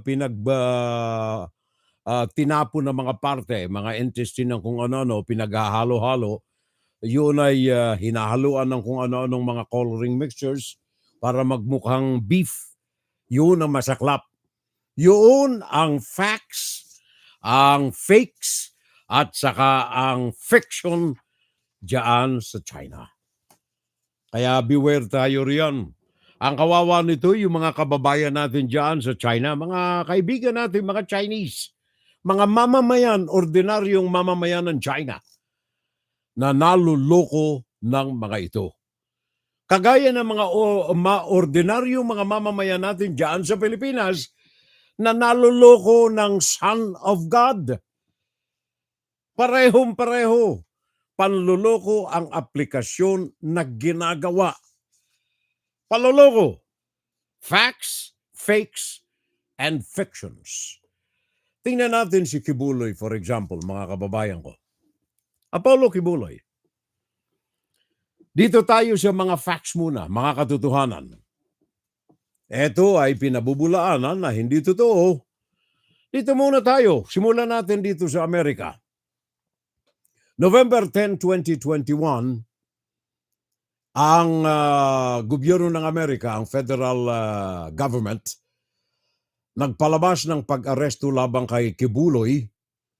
November 10, 2021, yung mga prosecutors sa California ay nagpalabas ng kanilang mga mandamiento de arresto, arrest warrant, kay Quiboloy dahilan sa mga kaso na isinampa laban sa kanya sa California, sex trafficking. Hindi lamang yan, ito yung mga kaso ng pang-aabuso ng mga babae may mga edad 12 anyos hanggang 25 anyos. Ayon ito sa tala, official document na isinumiti sa U.S. Prosecutor's Office. Dahilan dito yung mga assets ni Quiboloy dito sa Amerika ay classify ng U.S. government, kagaya ng mga Marcoses, ill-gotten wealth. Noong Disyembre 2022, ang Department of Treasury and Department of State ay nagpalabas ng sanction labang kay Quiboloy kasama ang iba pang mga individual sa ilalim ng kanyang religious organization. Pinaninindigan ako ng balahibo pag sinasabing religious organization. Dahilan sa corruption and gross human rights abuses dito sa Amerika. Iyan ay 2021 and 2022 na gumawa ng hakbang ang Estados Unidos. Hindi lamang yan, ang Hawaii ay nagpalabas din ng kautusan labang kay Quiboloy dahilan naman ito sa money laundering. Naalala ninyo yung alalay nito diyan sa Hawaii? Felina Salinas. Noong 2018 naunang kaso, kaya sumiklab ang kaso labang kay Quiboloy. When it rains, it pours. 2018, nasa kote ng federal agents sa Hawaii, etong Felina Salinas na nagtangkang palusutin sa magitan ng mga male-maletang pera, sinakay sa private plane, papunta sana ng Pilipinas from Hawaii. 335,000 cash. May 20 milyon. Ayon sa records ng Hawaii, 20 milyon ang money laundered ni Quiboloy from the United States patungo sa Pilipinas noon lamang na mga taon 2014 hanggang 2019, a period of 5 years. $20 million in cash. Yan ay mga facts. Galing po yan sa federal government. Now, ngayon, etong si Quiboloy ay hinahunting ng Amerika. Kaya nga ba't sabi ni Quiboloy, merong ipinatong sa kanyang $1 milyong Pupuntahan natin yung mga kataganyang yan mamaya sapagkat yan ay mga fiction. Fiction ni Quiboloy. Sapagkat dito sa Amerika, mga kababayan, hindi uutos ang federal government dito na i-assassinate ang isang ordinaryong tao na may kaso lamang na trafficking, human trafficking, rape, money laundering. Hindi mag-qualify yan doon sa sinasabi ni Quiboloy na didudukutin siya at ipapapatay siya, may nakaputong na 2 million sa kanyang ulo. Fiction. Wala hong katotohanan. Kahit tingnan ninyo ang manual ng CIA. Halughugin ninyo ang mga records ng Pentagon. Anti-terrorism laws ng Amerika. Tingnan pa ninyo yung mga records sa Guantanamo Bay. Tingnan ninyo ang mga records ng mga bilangguan sa Amerika, penal codes ng Amerika. Tingnan ninyo ang mga batas na may kaugnayan sa mga terorismo. Walang nakalagay dyan na assassination ng sino man na kalaban ng Amerika sapagkat ikaw nag-money launder o kaya nag-illegal kang transfer ng pera sa ibang bansa. Pinakamataas na parusa yan ay pagkakabilanggo at forfeiture ng iyong mga properties. Fiction. Ano ang kaso pa ni Quiboloy dito sa Amerika? Sex trafficking. Sabi ng Prosecutor's Office ng United States Department of Justice, si Quiboloy ay indicted, idinimanda, binasahan ng demanda, at iba pa mga miyembro ng simbahan niya ng sex trafficking. Formal na iniharap ang kaso labang kay Quiboloy Nobyembre 11, 2021. 2.5 taon ang nakalilipas. Ang indictment na ito ay di umano ay pinipilit nito ang mga kabataang babae, edad 12 anyos, pataas, na makipag-sex sa kanya. As well as, meron siyang sex trafficking na isinasagawa ayon sa record ng federal government, gawa ng para lamang makapunta rito sa Amerika, ang isang Pilipina, hindi lamang dahilan sa sex, kundi para mamalimos, ay magkunwari na ikaw ay girlfriend ng isang Amerikano. So ipakakasal ka ngayon sa magitan ng simbahan na ito ni Quiboloy. Pakakasal ka ngayon para makapunta ng Amerika. Illegal. Pag nandirito ka na, either na kung may itsura ka at nakursunadahan ka ni Quiboloy, sex toy ka ngayon ni Quiboloy, o kaya ikaw ay mamamasada sa kalsada. Sabi nga rito sa mga testimonya, nagkukunyari silang mga bulag, mga pepe at saka mga bingi para mamalimu sa kalsada. May mga toka rin sila. May mga toka sila kung ilang libo sa isang araw.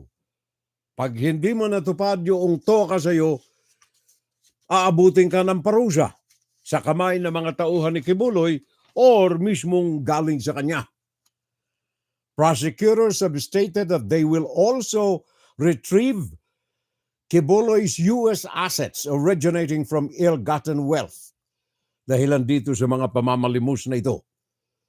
Noong Pebrero 5, 2022, ang FBI, Federal Bureau of Investigation, magpalabas ng poster ni Apollo Quiboloy, wanted dito sa Amerika. Yan ay dahilan dito sa mga kaso na ito ni Quiboloy.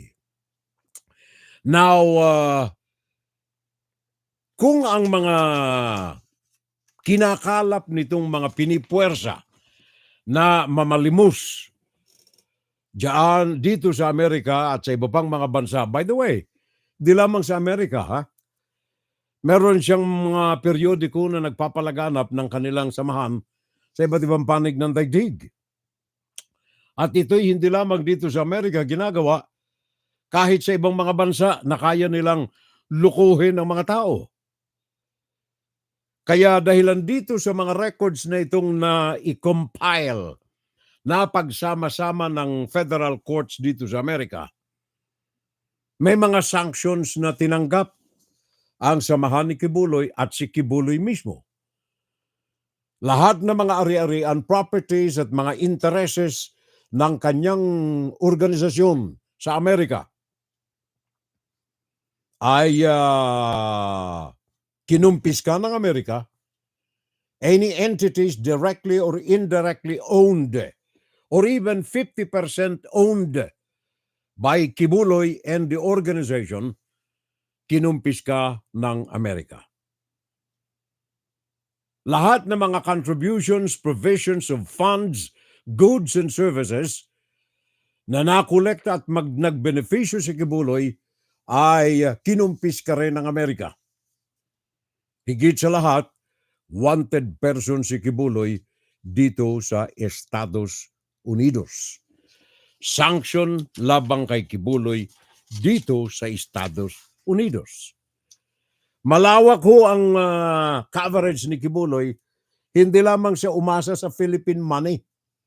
Although diyan sa Pinas, ganun din ang ginagawa, pero mas lucrative, mas malaki ang kinikita nitong mga grupo na ito ni Quiboloy sa ibayong dagat kaysa sa diyan sa Pilipinas.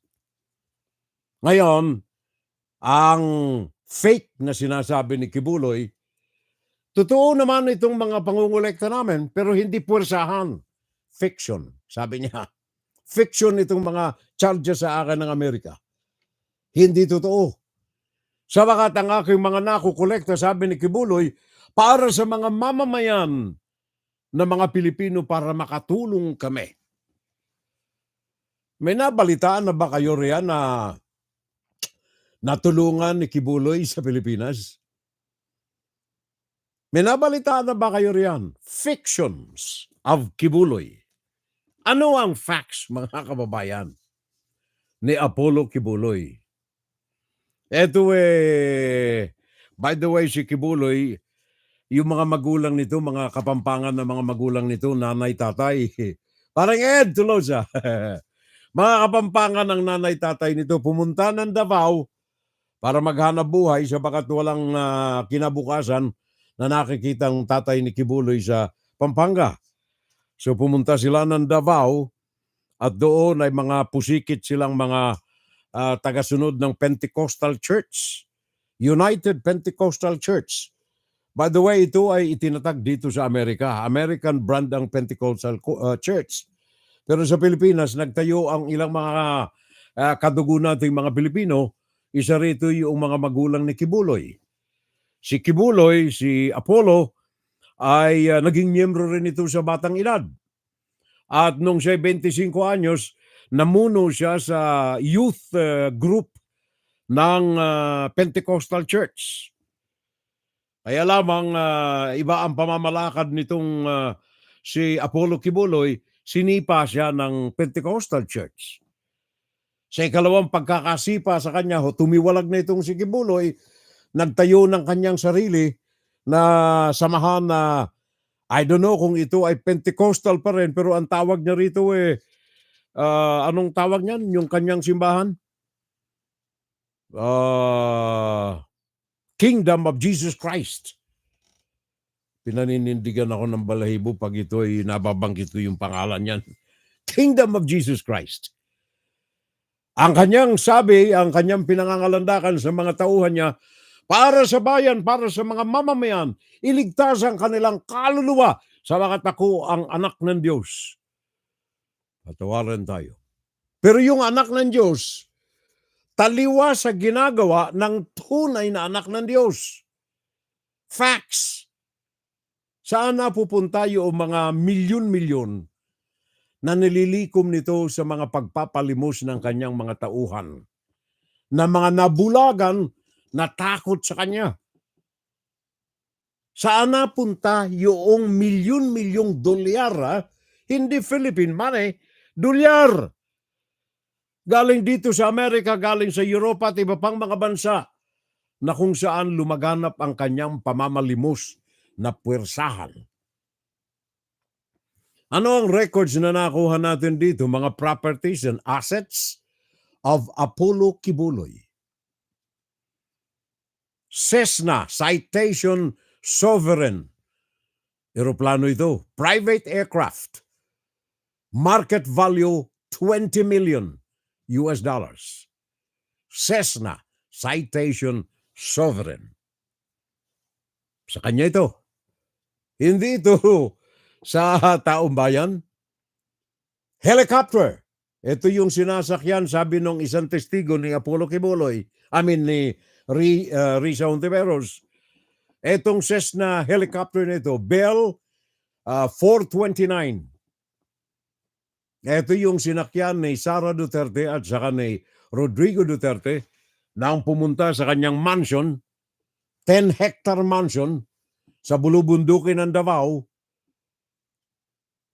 na kung saan doon lumalapag ang helicopter ni Quiboloy, and at one time may dalang mga nakasako-sako na armas na nang umalis ang eroplano, ang helicopter, tangay na ng mga Dutertes.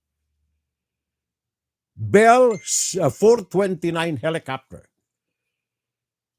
Luxury cars.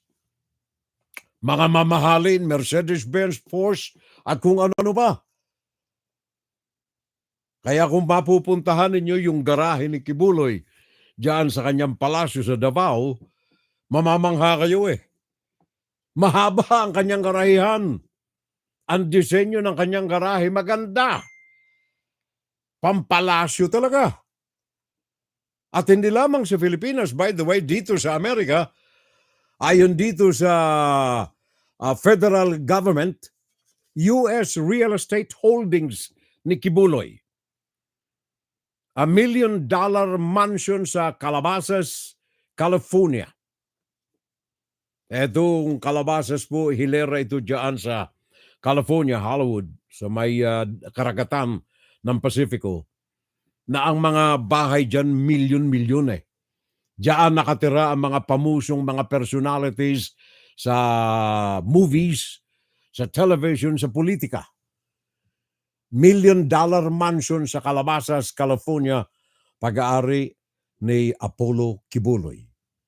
Las Vegas, Nevada, sa Quiboloy, Hawaii, may mga properties din dyan si Apollo Quiboloy ayon sa US federal government. Assets na kinumpiska na ng Estados Unidos. Las Vegas, Nevada, Quiboloy, Hawaii, at sa Calabasas, California. And of course, yung kanilang main headquarters diyan sa Vanois, diyan sa California. Sinalakay na rin ito ng mga FBI noong 2021 at kinumpiska ang naturang ari-arian nang matuklasan yung mga paglilipat ng pera noong 2018 from Hawaii na siyang nagsiklab ng mitsa ng pag-iimbestiga sa Kingdom of Jesus Christ ni Apollo Quiboloy. And then hindi lamang yan, diyan sa Pilipinas, yung tinatawag niyang Sacred Mountain. Yan ay 10 hektarya diyan sa Tamayong, sa Davao City, na kung saan diyan ang kanyang mansion, 10 hectare, na Sacred Mountain. Natatandaan ninyo, several years ago, nasangkot ang pangalan ni Quiboloy doon sa assassination ng pamilya ng isang dato. Anong pangalan noon? Sana ba yan?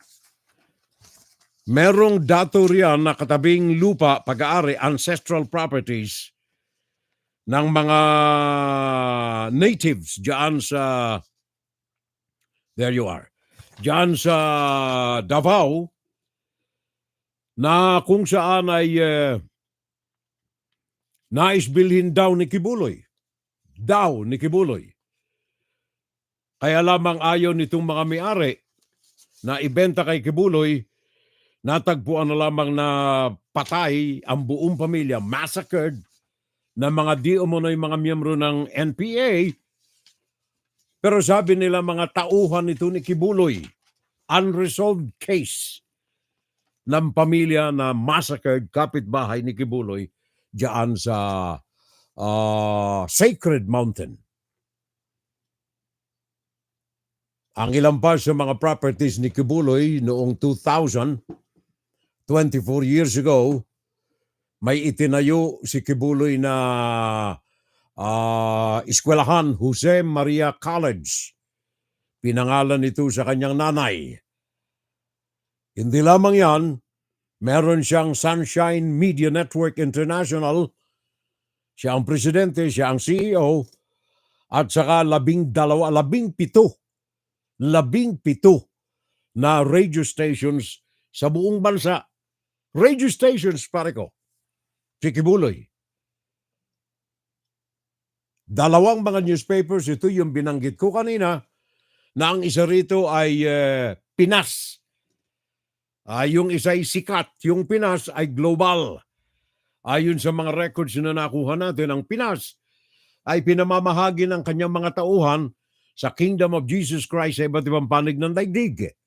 Promotional newspaper para sa kanilang samahan, para mahikayat, marahuyo sa pangungulekta ng pera para kay Quiboloy. Dalawang newspapers. And then, yung bago ngayon, may bago ngayon, 18 hectares. Malaki. 18 hektarya na kung saan ay tatayuan ng pinakang malaming stadium o kaya dome. Natalo pa ang Iglesia ni Cristo dyan sa Bulacan sa laki ng naturang dome na ito na itinatayo sa 18 hektaryang lupain ni Quiboloy. 75,000 capacity. 75,000 capacity. Malaki pa kaysa sa doon sa Iglesia ni Cristong Arena diyan sa Bulacan. Nakita na ninyo. Yun ang mga pera na napuntahan ng itong mga tauhan ng Kingdom of Jesus Christ na may mga kota kung saan man kayo naka-assign. Dito sa Amerika, dolyar ang kota. Yan ay mga facts, yan ay mga records na galing sa federal government ng Estados Unidos at galing yan dyan mismo sa investigative journalists natin dyan sa Pilipinas. Kung kayo ay nakurso na hampan ni Quiboloy, delikado kayo. Ayaw ninyong makisiping sa kanya, mati kayo. Bagaman ang mga ito ay sabi ni Quiboloy ay fake and fiction. Ano yung pagmamalaki pa ni Quiboloy di sa mga issue na ito ng mga panggagahasa sa kanya? Pinag-aagawan nila ako Binata ako, magandang lalaki, anak ng Diyos. Lahat ng mga ito ay nag-aagawan para lamang makasiping ako sa bakat ako'y mayaman, milyonaryo ako. At ang pagsiping sa akin ay nangangahulugan ng gloria sa kanila at yaman sa kanila. Pakinggan muna natin itong balita tungkol dyan. Para maliwanag. Jesus Christ, Pastor Apollo Quiboloy breaks his silence and John's allegations that he has been raping his women followers for years. Quiboloy claims that those women who are accusing him of rape are actually, quote-unquote, fighting over him because he is single and rich. These women, he says, are all wanting to be his wife, so they will eventually get his wealth, which Quiboloy adds will never happen. And for failing to get what they want, he says, these women accepted bribes and are now accusing him of rape. The 74-year-old Quiboloy says he doesn't want to show his face because he has so many threats. Quiboloy's pronouncement was in response to the testimony of alleged former KOGC female members before the Senate Committee on Women, Children, Family Relations, and Gender Equality. In those two hearings, two batches of alleged former KOJC members claimed that they were offered to the pastor by senior pastoral members of KJOC months after joining the ministry. Some of these women, a number of them are foreigners, claimed that they were raped by Quiboloy even before their 18th birthday. He admits that his followers are soliciting, but insists that such quote-unquote sacrifice stems from their desire to help the poor. Quiboloy says every single centavo they give to poor communities and areas affected by disasters or calamities. May nabalitaan na ba kayong nakatanggap ng abuloy galing dyan sa grupo ni Quiboloy? Para daw sa mga mahihirap in cases of disasters and calamity. At sa mga siya'y guwapo, magandang lalaki, mayaman, ang mga babae anong tawag niya, nag-aagawan sa kanya na siya'y makasiping. To defend himself. Makasiping. Single ako, kaya pinag-aagawan ako. Aray! Pagkatapos na ako ay maghihindi, Aray! mapapahiya, ibabaliktad nila sa akin. Pinag-aagawan nila ako. Dahil nananawagan sa mga magulang, mayaman na tayo pag nangyari ito. Napahiya, ngayon binayaran, at ngayon binabaliktad ang lahat ng istorya. At ang reliable sources... Sandali. Yan muna ang issue na yan. Mayaman ako, pinag-aagawan ako, pag ako'y napasiping dito kay Quiboloy, milyonaryo na tayo. Adding insult to injury. Malaking insulto yan sa mga... Anong akala ni Quiboloy dito sa mga babae? Titihaya na lamang para yumaman? Pare ko, yaan ay fiction, yaan ay fake, yaan ay hallucination. Para bagang pumasok na talaga sa... Alam mo ang isang sinungaling na tao, pare ko. Ito ay prueba ito. Mga psychologists, psychiatrists mismo ang nagsabi nito. Kapag ang isang tao ay paulit-ulit na naniniwala sa isang bagay, totoo man o kasinungalingan, siya mismo ay maniniwala na ang kanyang sinasabi ay totoo. Pag naniwala ang isang tao sa kasinungalingan, nang paulit-ulit niyang sinasabi sa iba, ako'y magandang lalaki, ako'y magandang lalaki, ako'y magandang lalaki, magandang lalaki, ako magandang lalaki, ako magandang lalaki, ako. Ang paniwala ako sarili ko, magandang lalaki na nga ako. Yun! Si Quiboloy, hallucination. Ganyaan ang mga tao na madalas nagsisinungaling na yung congenital liar kung tawagin, sanay na sanay nang magsinungaling, kaya maging sa kanyang facial expression, sa body language, hindi mo nakakakitaan ng pag-aalangan. Sabagat sanay na siya na magsinungaling. Sa akin, ang ulo ko po ngayon, ipatong na $2 million or 100 million pesos. Baka yan ay madagdagan pa kung may maunang makapatay sa akin. Saan man po ako naroroon, nandoon sila nakasurveillance sa akin at naghihintay na lang ng tamang pagkakataon upang ako ay kidnapin o kaya patayin. Hindi po ako... Ano ito, sabi niya, ang FBI, ang CIA ay binabantayan siya. Naghahanap lang ng pagkakataon upang siya ay kidnapin, patayin. Sabi ni Quiboloy, sabi ko na nga sa inyo kanina mga kababayan, gumawa ko ng research dito sa operations ng CIA, ng FBI. Mga bukas naman ang kanilang mga websites dyan eh. Hindi lamang yun, kundi yung kanilang mga procedures, mga qualifications upang umabot dito sa extreme decision na ipakidnap ang isang tao o ang isang individual. Mga kababayan, maliwanag po maging sa anumang doktrina, maging sa mga reglamento. At one time ako I was associated with ISAF nung araw, Intelligence Service ng Armed Forces of the Philippines. Ang kanilang mga doktrina riyang kopya rito sa Amerika. Ngayon, diyan sa mga tao na mga targets, for assassination, for example. Hindi imposible yan. Pero yun, doon lamang sa mga high profile, talagang extremely, na ang aksyon nito ay makasisira, ikamamatay ng milyong tao. Like for example, head of state. Like for example, Vladimir Putin. Wala nga yung assassination attempt kay Vladimir Putin eh. Xi Jinping, for example, apektado ang ekonomiya ng daigdig ng kanyang bawat galaw.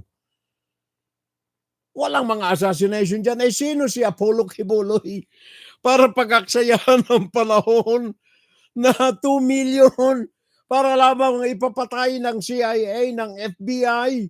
Ha, ha, ha, ha, ha. Magpaparesto sapagkat ako po ay siguradong papatayin. Kasi rendition na ang kanila, hindi na po extradition. Okay. Sandali. Yung rendition, ha? Rendition. Palagay ko yung abogado ni Quiboloy nagkamali ng turo sa kanya eh. Hindi ako abogado, ha? Pero ang rendition, sa 60 anyos ko na dito sa broadcast, sa Abril 27, 60 years na ako sa broadcast. Ang salitang rendition halos araw-araw na kakaharap ko ito eh. Nung ako ay disc jockey pa lang, nung ako ay platter pusher pa lang, ang rendition ay katagang ginagamit natin niya nung araw. Maski ngayon, kung ikaw ay singer ka pare ko, Jun Di Valencia, meron kang ginawang kanta o inawit mo ang isang kanta ni Johnny Mathis, for example. Ang tawag natin dyan, rendition ito ni Jun Di Valencia ng kilalang awitin ni Johnny Mathis, The 12th of Never. Di ba ganyan eh? Rendition. Anong ibig sabihin ito? Rendition. Ito ay, ibig sabihin yan, ito ay akto o kaya pagkilos, paggawa na kung saan ay binigyan mo ng sariling buhay ang gawa ng iba. A performance or interpretation of someone else thing or job or song or whatever. Yan ang rendition. Now, sa larangan itong paggamit ni Quiboloy ng rendition, itong rendition ay anong masasabi natin dito? A legal term, yun. Supposing na ito ay ginamit ni Quiboloy na legal term, rendition. Ang ibig pong sabihin niya nito sa legal na terminolohiya ng kataga, ito ay pagsurrender ng isang estado ng isang bagay o ng tao to another country. Like for example, America, Pilipinas. Si Quiboloy ay wanted sa Amerika. Dahilan sa napakaraming mga kaso na binanggit ko na kanina. Yung Amerika ay hihingi ng legal na proseso sa magitan ng rendition. Pag-surrender ng gobyerno ng Pilipinas kay Apollo Quiboloy para ilipat sa Amerika. Yun ay rendition. Interstate extradition. Pareho po ang ibig sabihin niyan. Rendition and extradition. Hindi ho yung ipapatay na ibig ipakahulugan ni Apollo Pagkat Quiboloy. ang buhay ko ngayon ay nanganganib. Kahit mukha ko, hindi ko pwedeng ipakita sa inyo. President Bongbong Marcos, Lisa Marcos, makinig kayo. Totoo ba na gumawa kayo ng aksyon kasama ng FBI na ako ay nyo nang ipaligwak at binigay sa kanilang kamay? Andali. Yung salitang ligwak, sino ang mga gumagamit ng salitang ligwak, mga kababayan, na mga vloggers natin? Lahat yan ay purong mga Duterte vloggers. Ipaligwak. Tingnan ninyo, suyurin ninyo ang lahat ng mga posting sa Facebook, sa YouTube. Pag ang salitang ligwak ang ginamit, ang karamihan dyan, o hindi man lahat, ay mga vloggers ni Rodrigo Duterte. Ginawa ninyo. Hmm. I will not honor you. I will not respect you because you did not honor me and you did not respect me. You are no longer worthy to be our trusted leader. Mabuti pa, hanggang maaga pa, Bongbong Marcos, Lisa Marcos, Martin Romualdez, bumaba na kayo sa posisyon. Mag-resign na kayo. Ako po ay sinasaktan sa lahat ng paraan. Mag-resign na kayo. Sino mga may kataganyan? Mga Duterte, si Polong Duterte, yung mayor ng Davao City, mga Duterte yan eh. Birds of the same feather. Nagkataon lamang na yung kanilang unity team ay hiwalay na ngayon. Facts, hindi fakes, hindi fiction, mga totoong nangyayari sa kasalukuyan. Napakahaba pa ng gusto kong sabihin sa inyo mga kababayan, kaya lamang ala na tayong oras eh. Pero yung mga idinuduro sa kanya, itinuturo sa kanya ay mga facts. Yung mga baril na isinakay sa helicopter, pinatutuhanan ng isang nangalang Rene na nangyari. Mga facts laban kay Quiboloy, laban kay Duterte, laban sa mag-ama. Facts sa kaso ng mga Quiboloy at Duterte. Sa Glory Mountain po, pag dumadating po si Quiboloy, sakay ng chopper, may dala po siyang mga malalaking bag na laman po ay mga iba't ibang uri ng baril. At nilalatag po ito sa tent, nakatabi po ng mansion niya. Minsan po pumupunta din po doon si former President Rodrigo Duterte at former Mayor, Davao Mayor Sara Duterte. At pag umaalis na po sila doon sa Glory Mountain, dala na po nila yung mga bag. Na siya pong bag na nilalagyan po ng mga baril. Pinaalalahanan kita, Elias Rene, ha? Tulad ng lahat ng resource persons, under oath ka. Makukumpirma mo ba ito na nakita mo sina dating Presidente Duterte at kasalukuyang VP, dating Mayor Sara Duterte, dun sa Glory Mountain? Yes po, Madam Chair. Nakikita ko po sila sa Glory Mountain. Yan ang pahayag ni Rene, mga kababayan. Well, sa magitan niyan ay tinatapos natin itong bahagi na ito ng ating insights, facts, fakes, and fictions. Insight, Kuro-Kuro, Opinion, and Saturday Live. Ayun na ho ang bahalang magtantya, maglimi-limi, magtimbang-timbang sa mga bagay na inyo pong mga napakita. Juan, Saturday Live, Saturday Live, Saturday Live.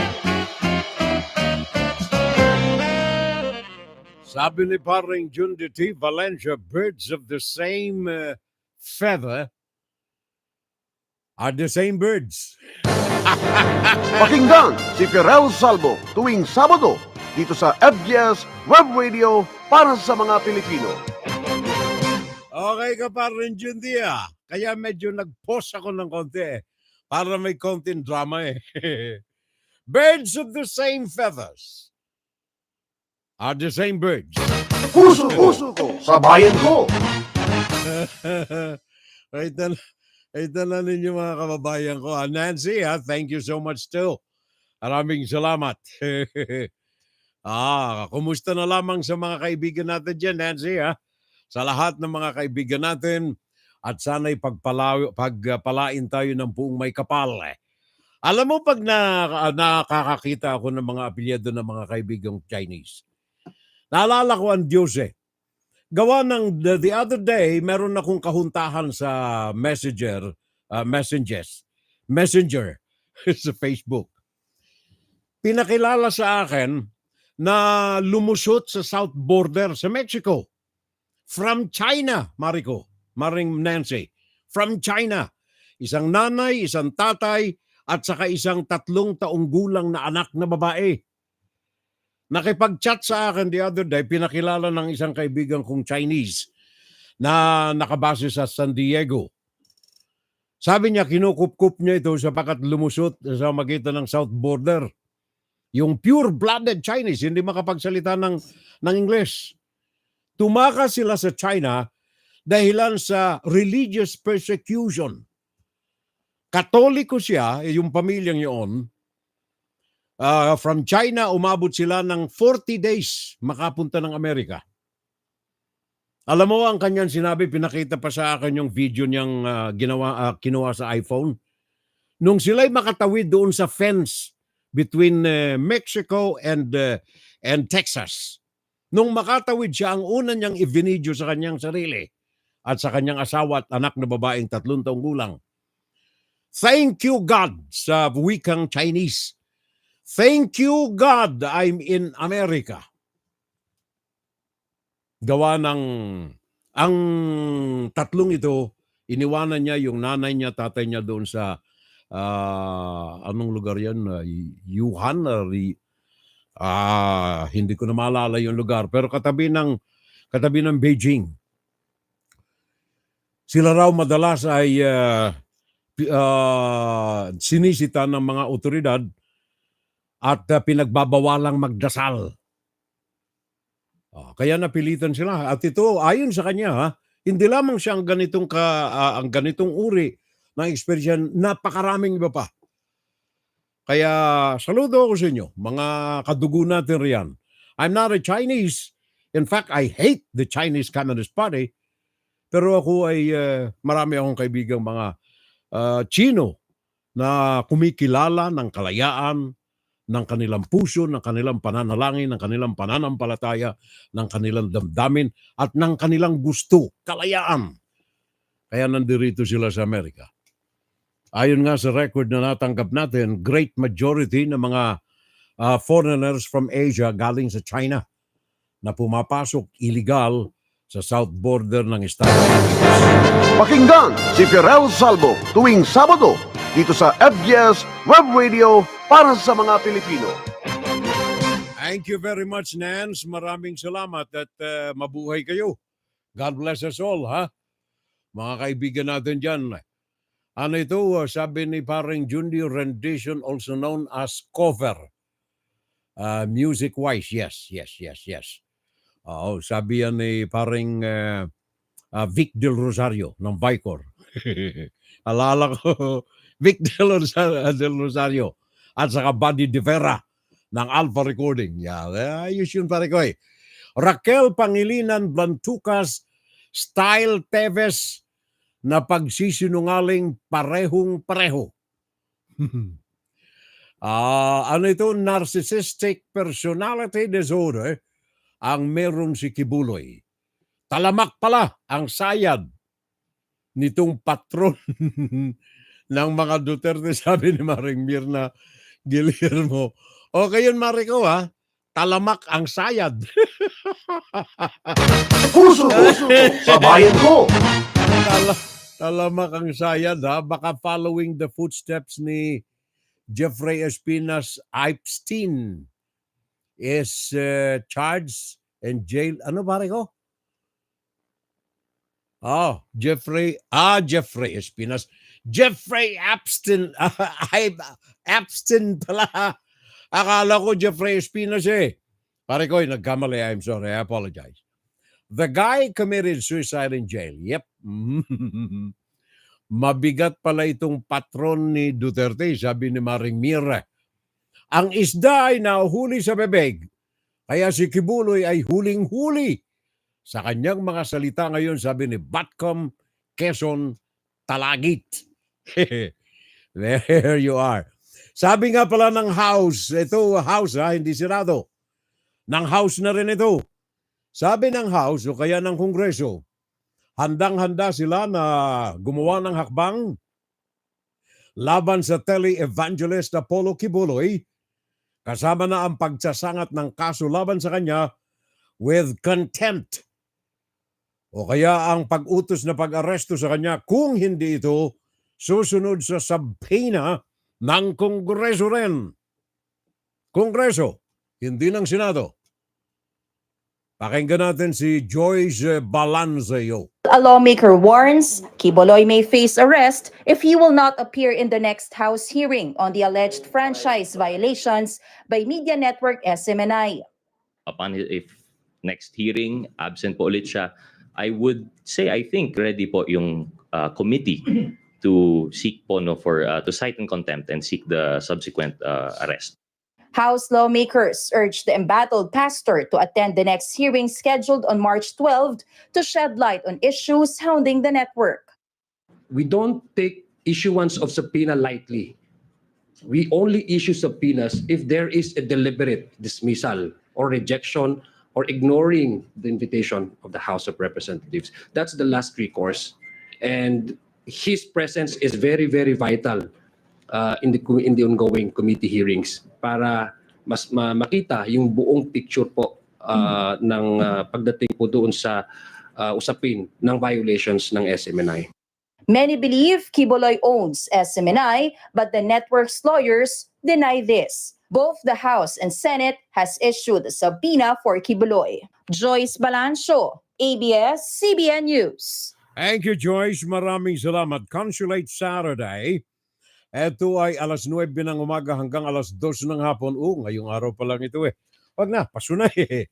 Paso na, galing sa Philippine Consulate Office sa New York. And then another one, piliin ang tunay na kaagapay mo sa buhay. Halina at mag-invest sa retail treasury bonds. Ito ay galing din ito sa Philippine Consulate Office dito sa New York. Sabi nila, mas madali ang buhay kapag may kaagapay. Mag-invest sa retail treasury bond mulang Pebrero 13 hanggang Pebrero 24. Tapos na pala ito eh. Tapos na. Tapos na, galing sa Philippine Consulate Office din yan. Kabayanihan enabling the global Filipino. Tapos na rin. Ano nangyari? Last week ito eh. Okay. Tingnan ko muna kung ito ay okay pa. Sandali ha. Mga tapos na. Ito na lamang. Love Philippines. Ito ay group tour na galing dito sa Amerika. Sponsored by the Philippine Tourism. Papunta dyan sa Pilipinas, sa Manila, Bacolod, Cagayan de Oro, at saka Bukidnon. Kung nais ninyo na mapasama dito sa tourism tour, very important Pinoy tour ang tawag dito. Maaari kayong makipag-ugnayan sa ating Philippine Consulate Office. Registration is available. Deadline, April 12. Para lamang mapasama. Ang schedule nito ay gagawin. Biyahe dyan sa Pilipinas.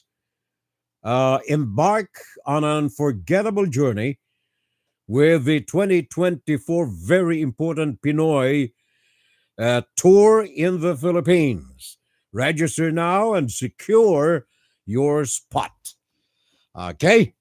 So, July 21 to July 30, ang tour ng very important Pinoy dyan sa Pilipinas.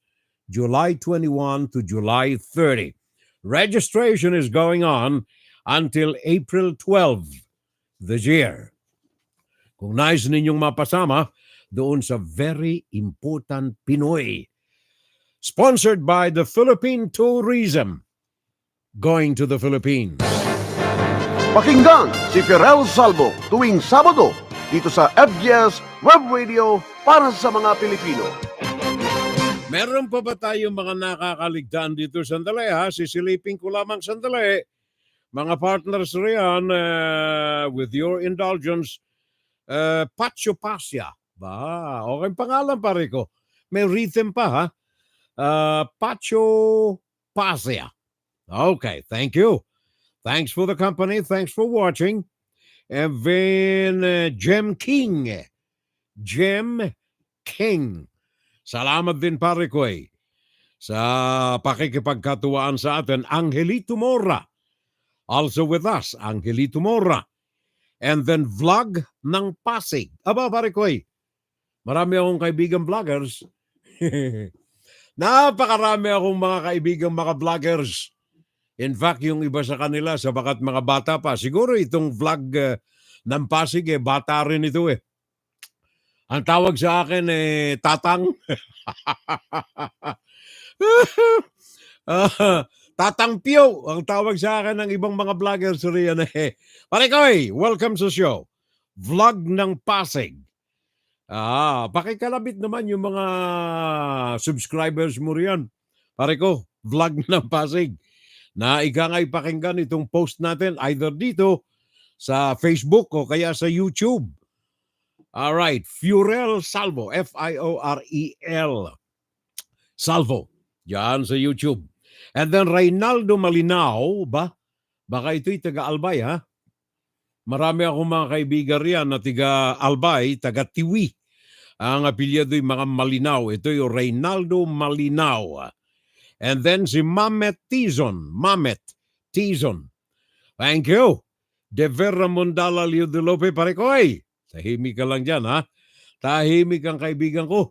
At saka Susana Pahe. Thank you. And then si Arif Hussein. I hope you can understand my language. It's a Filipino. Arif Hussein. Thanks for the company. Maraming salamat. Aljen Kapanay. Maraming salamat. Ang dami nating mga kasamang bago. Aljen Kapanay. Nel Gorom. Thank you very much, Nel Gorom. Jemmy Alcano Parikoy. Maraming salamat. Milagros Coton. Thank you. At saka Bong. I don't know kung anong last name ni Bong. Parikoy. Welcome. Thanks and welcome sa ating FSL community. Bong. Thank you. Maraming salamat. Betchy Tolentino also, thank you. Noli Delinia. Mga kamag-anak ng asawa ko, ang mga Delinia dyan sa Naga, sa Camarines Sur. Taga-riyan ka rin ba, Parikoy? Noli Delinia. Thank you and thanks for watching. Maraming salamat for the company. Engineer RLF Garcia. Thank you, Engineer. Alamin salamat. Andre Yang Kaparikoy. Maria Sheila Salvo. Aba, ang aking pamangkin. Shay, pakikalabit yung atin doon na bangko ha. Maria Sheila Salvo. Pakikalabit ha, Shay. Kailangan kasi noong party. Kailangan niya yung response daw eh. Malaman kung may flow na o wala. Maria Sheila Salvo, thank you. Maraming salamat, Shay. At saka Rolly Montalban is with us today. Thank you, Rolly. Thank you so much. At saka si She Aus. I don't know kung anong tunay na pangalan ito. S-I-E and then A-U-S. Australia siguro. At saka Wilfredo Martin. I'm watching. Sabi niya. Wilfredo Martin. Thank you, Parikoy. Maraming salamat. Helen Opeda. Thank you, Helen. Maraming salamat too, Helen Opeda. And of course, si Janet Torres Bocobo at saka si Vivienne Lim. Sila ay mga mahal natin. Puso ko sa bayan ko. And of course, tuloy-tuloy tayo. Ito pong China na banggit ko kanina. Meron akong report dito. Galing din ito sa mga kaibigan natin from China. Aking nakikipagtalastasan tayo para lamang po hindi nakukulob, hindi na itatago ang tunay na kalagayan dyan sa China. Sabagat ayon dito sa mga kaibigan ko, kailangang malaman ng taong bayan, ng mamamayan ng daigdig, ang kalalagayan ng ordinaryong mga Chinese sa mainland China. Ang inireklamo nitong mga kaibigan natin dyan, prices of exports and imports are falling. Sa madalit sabi, sa hanapbuhay, malaking dagok sa kanila. It's plummeting. Unemployment is rising. Yun ang mga headings na ipinagkaloob sa atin dito. And the real estate crisis has deepened. Malaking-malaki ang problema, lumalago ang problema sa real estate. Naaralan ninyo yung Evergrande na pinakang malaking real estate company sa China na diskaril, na bangkarote. Kaya yung mga presyo daw ng kanilang mga ginagawa, factories, dyan sa China, ay hindi nakanais-nais. Ang sentimiento ng mga mamamayan sa China in general ay masama, na yung mga foreign investors ay tumatakas, umaalis sa China. Foreign investors are fleeing China in record numbers. In the city of Huangjiangbei commercial area. Ito po'y binabasa ko itong mga pinadadala sa aking kalatas dito. Sa lungsod ng Huangjiangbei commercial area, isa raw ito sa pinakang notorious places na mabibili ninyo ang mga electronics, mga high-tech, at kung ano-ano pa. Ngayon ay wala na. Ang mga activities nito ay masyado ng napakang nasa level ng panganib. Wala na. The massive mall is closed diyan sa Huangjiangbei Commercial District diyan sa China. Meron tayong report, pakinggan natin sandali. Nang ikangay maipaabot naman natin sa kanila. Ito po ay translated to English from Mandarin. In the past 2 years, one prominent problem China faces is insufficient consumption. For instance, the period leading up to the Chinese New Year is typically the annual peak season for shopping, but this year's spending appears exceptionally low. Previously, bustling shopping centers now appear deserted, with many storefronts empty. January 27th, it is Saturday. There's still half a month until Chinese New Year. In previous years, supermarkets were crowded with people buying New Year goods. Now people seem to have disappeared, probably shopping online. The current situation of the economy is really not optimistic. The mall also shows a bleak scene. People were expecting to experience the bustling atmosphere of Hangzhou during the Chinese New Year, but unexpectedly found the entire square unusually deserted. Today, on the second day of Chinese New Year, I came to Hangzhou for tourism. Look at the Wanda Plaza in Gongshu District, Hangzhou. There's no one. During the New Year, the streets of Foshan, Guangdong are also eerily empty. At 10 or 11 in the morning, the stores are not open. Clothing stores, department stores, no one is on the streets. It seems that people from other places are not celebrating the New Year in Foshan. In the supermarket, only 2 elderly people are shopping. The malls are empty and quiet. Even the pedestrian streets hardly have any people.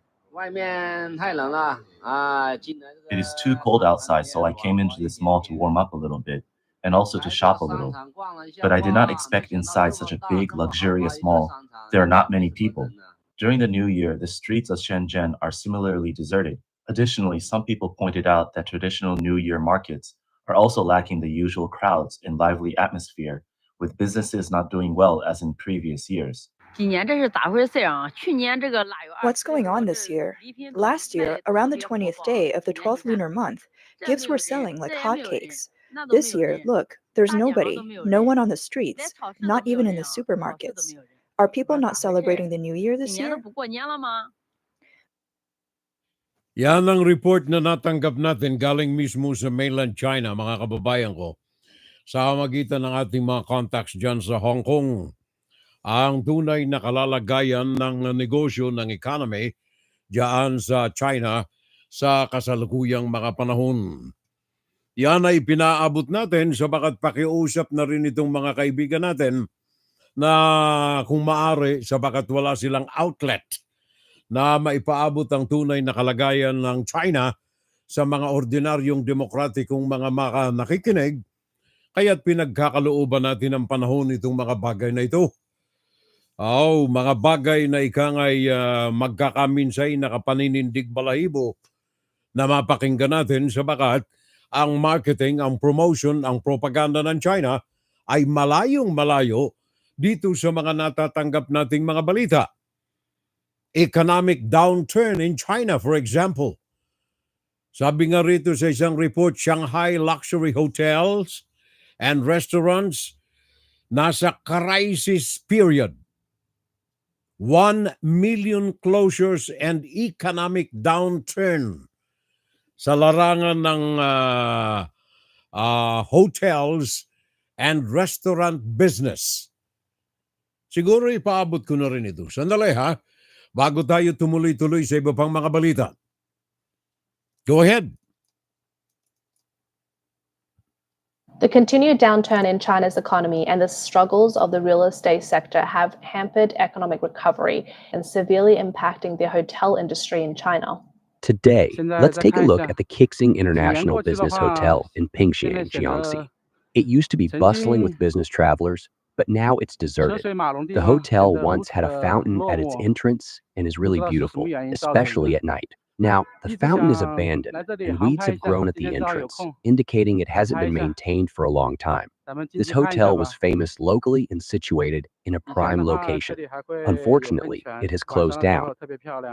Here is the Zhengzhou Jiangguo Hotel in Henan, once the province's first five-star hotel, now in a state of decline. The once active fountain at the entrance no longer works. The entire place looks abandoned. The hotel opened in 1997 and has over 20 years of history. It used to be a hub of activity, but the business has suffered greatly in recent years due to the pandemic.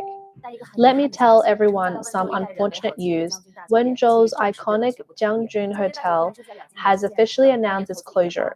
Built in the early 2000s with an investment of 180 million yuan, about 30 million USD. It was one of Wenzhou's largest hotel investments. The hotel had Chinese and Western restaurants and over 200 rooms. In 2003, it even hosted the soccer legend Maradona. However, the pandemic has severely impacted China's hotel and catering industry over the past 3 years, hitting established businesses like Jiangjun Hotel particularly hard. In Shanghai, a key city in China, a similar atmosphere of decline is evident. Shanghai's Qiantan area, once seen as a symbol of prosperity, now appears deserted and bleak. Shanghai is so quiet now. Even the Taikoo Li shopping mall in Qiantan is nearly empty. Thank you. Yan ay isa pang ulat na tinanggap natin galing sa mga kaagapay natin dyan sa China, sa Hong Kong particularly. Mga bagay na ikangay nais kong ipaabot sa inyo. Gawa ng ito ay taliwas sa mga natatanggap natin mga ulat galing sa propaganda machinery ng Chinese Communist Party para po sa consumption ng ating mga kababayan, especially yung mga kaibigan natin, mga kadugo natin, mga Chinese na nasa malalayang bansa nakatira sa mga sandaling ito. Pare kong Edgar Allan Poe. Ay, mali pala. Edgar Allan Poe, magaling na author yan, pare ko.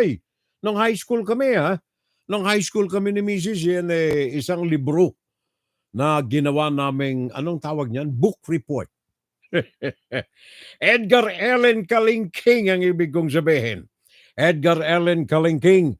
At saka si paring Manny, dyan sa Canada, Emmanuel Abuel, pare ko welcome back. Long time no here. Dyan sa Canada. Saan nga yun? Manitoba sa Canada. Paring Emmanuel Abuel. Ito ang ranchero natin riyan. Kung kayo ay magagawirian sa Manitoba, si paring Emmanuel or Manny Abuel ay tagapamahala sa isang napakalaki na bakahan o rancho dyan sa Canada. Emmanuel Abuel, pare ko, thank you. And of course, Maring Nancy Ong, sabi niya, I'm still here. Si Batcom Quezon Talagit, sabi niya si Jesus ay tunay na anak ng Diyos. E di natakot na hulihin at napako sa krus. Bakit itong anak ng Diyos natatakot na humarap sa natatakot na humarap sa pag-iimbestiga sa Kamara at saka sa Senado. Yan ang tanong ni pareng Batcom Quezon Talagit. Ang sagot dyan pare ko maliwanag eh. Ang fake malayo sa facts. Di ba? Malayo eh. Happy birthday. Ooh, I'll celebrate. We've been waiting all year to celebrate with you. That day is finally here, and so we sing for you. Ooh, I'll celebrate. Mr. Leo de Lope Mandala. Nanonood siya sa Facebook ngayon eh. At saka si Maring, sandali ha, nawala eh. Si Maring, nope, nawala na eh. Happy birthday na lamang, Ann Lariosa, Fe Alday Fruto. Ba, si architect ha? Birthday niya nga pala noong Miyerkules, Pebrero 21. Dati kasama namin ito sa IDI subdivision, diyan sa Parañaque nung araw nung kami nandiyan. Ako ay presidente nung araw ng homeowners. Si Architect Fe Alday Fruto ang gumawa ng design libre ng aming kapilya na pinagawa ko riyan nung ako'y nanunungkulan diyan sa IDI subdivision sa Parañaque. Libre. Dalawa sila eh. Dalawang architect na nagdisenyo. Si Architect Fe Alday Fruto at saka kalimutan ko yung isa pa. Dalawa sila eh. Mga homeowners namin dyan sa IDI subdivision. Etong si Fe at ang kanyang pamilya nandirito na rin sa Staten Island sa New York ngayon. Happy birthday! Belated! Ayan ay Miyerkules, Pebrero 21.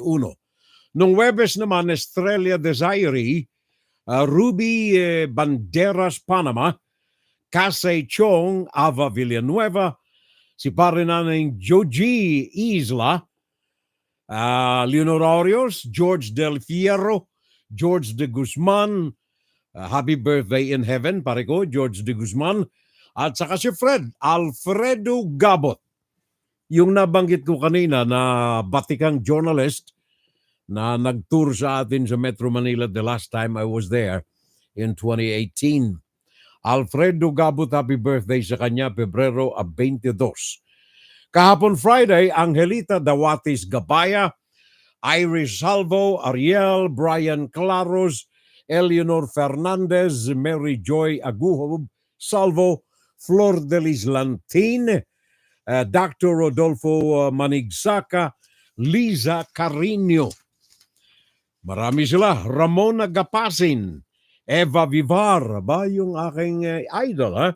Eva Vivar, Loco Low, may kasama ito sa Society of Seven na nakabase at the time sa Hawaii, Honolulu. Napasyalan natin sila roon one time. And then Leopoldo Carnio Alex Hinete.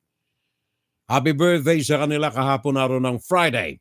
And today, Saturday, Finn Camasis, Brent Gicale, Gina Rodriguez, Alexis Joy Salvo, Jarmin Kaloot or Haloot, Lady Almadin, at saka ang pare nating Reggie Belen.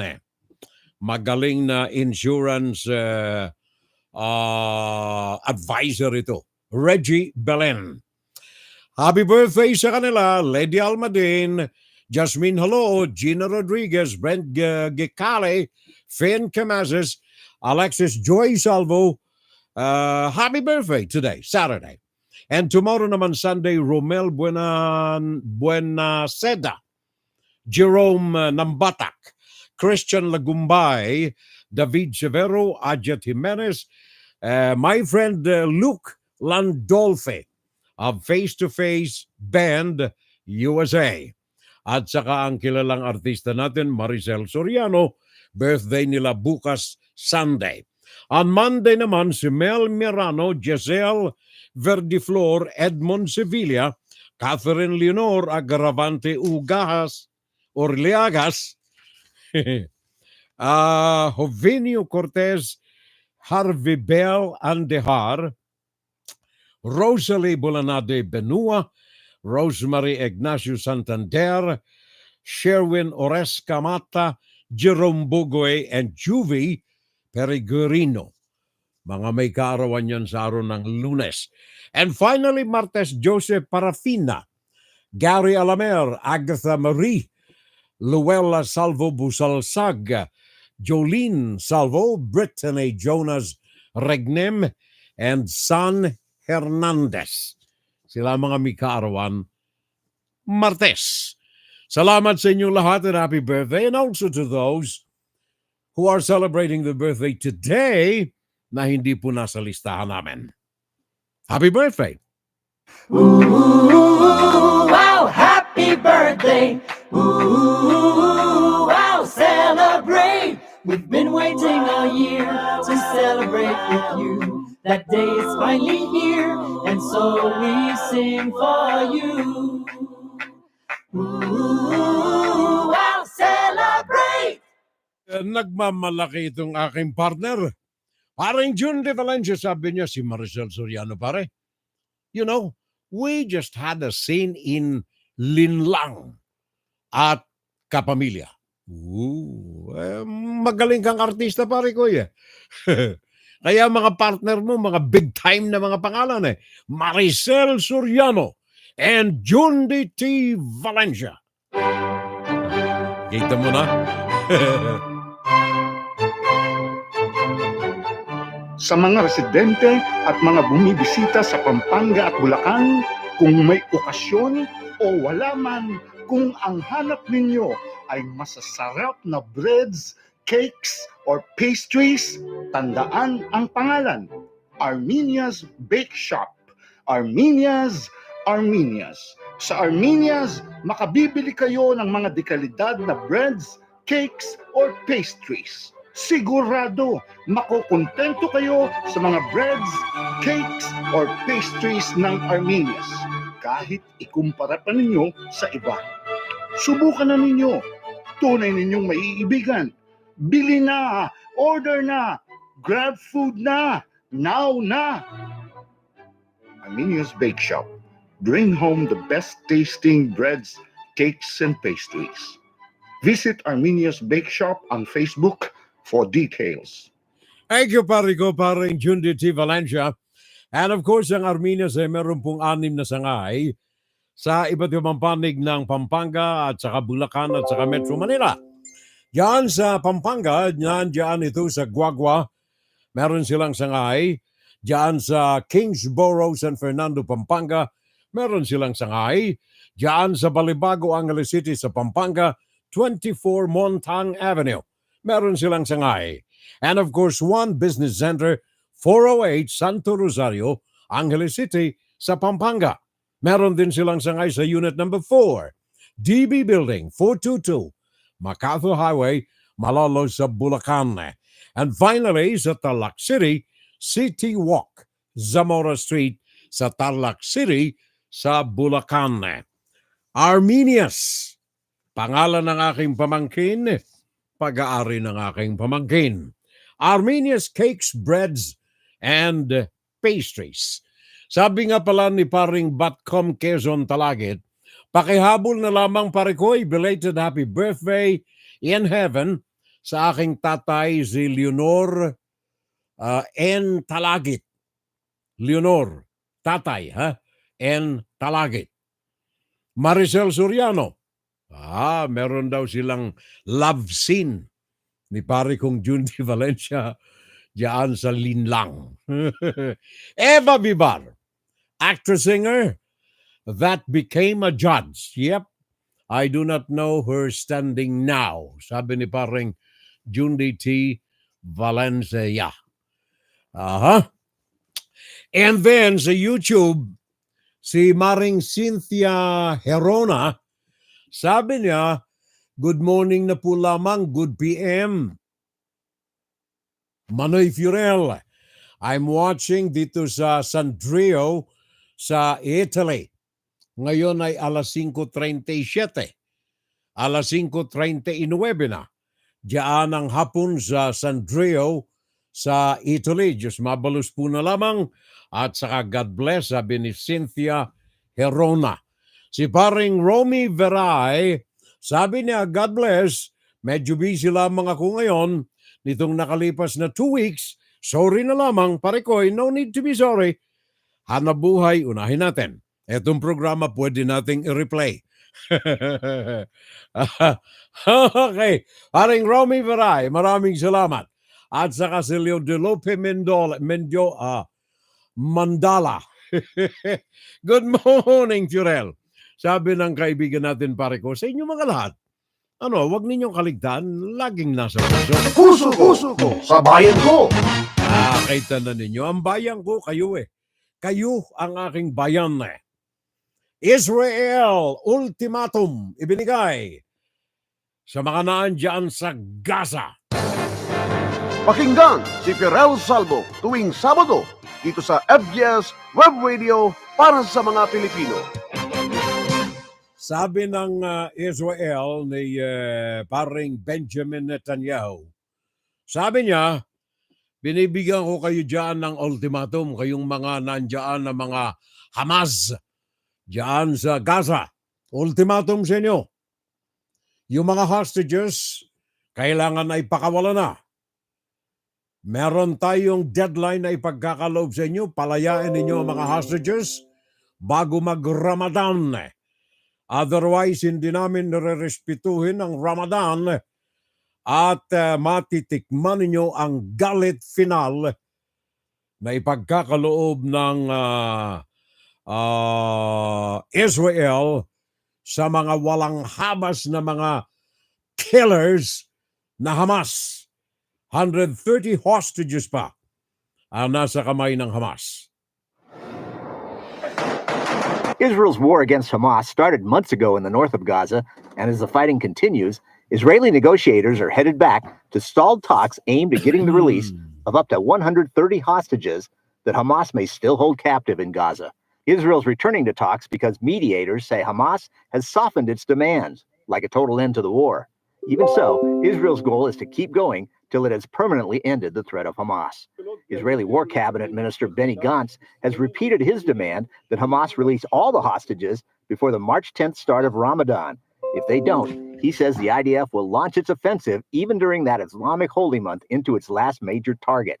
That's the city of Rafah, which right now is packed with more than 1 million Palestinian refugees who fled earlier fighting in other parts of Gaza. Meanwhile, more information on that new report to the United Nations showing horrific sexual violence committed by Hamas against Israeli women and girls October 7th.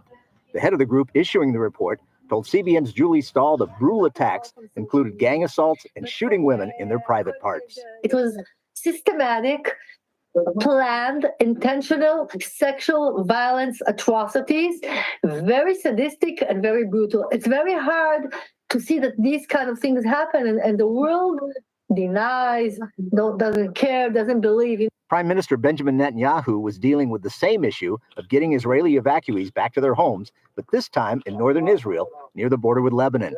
Many fled the almost daily shelling and drone attacks launched by Hezbollah terrorists since October. Netanyahu was visiting troops on the Golan Heights and promised an end to the Hezbollah threat and safety for Israeli residents. We will achieve it in one of two ways, by military means, if required, in a political way, if possible. Paul Strand, CBN News, Jerusalem.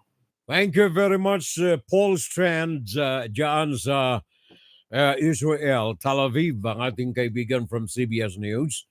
Maraming salamat.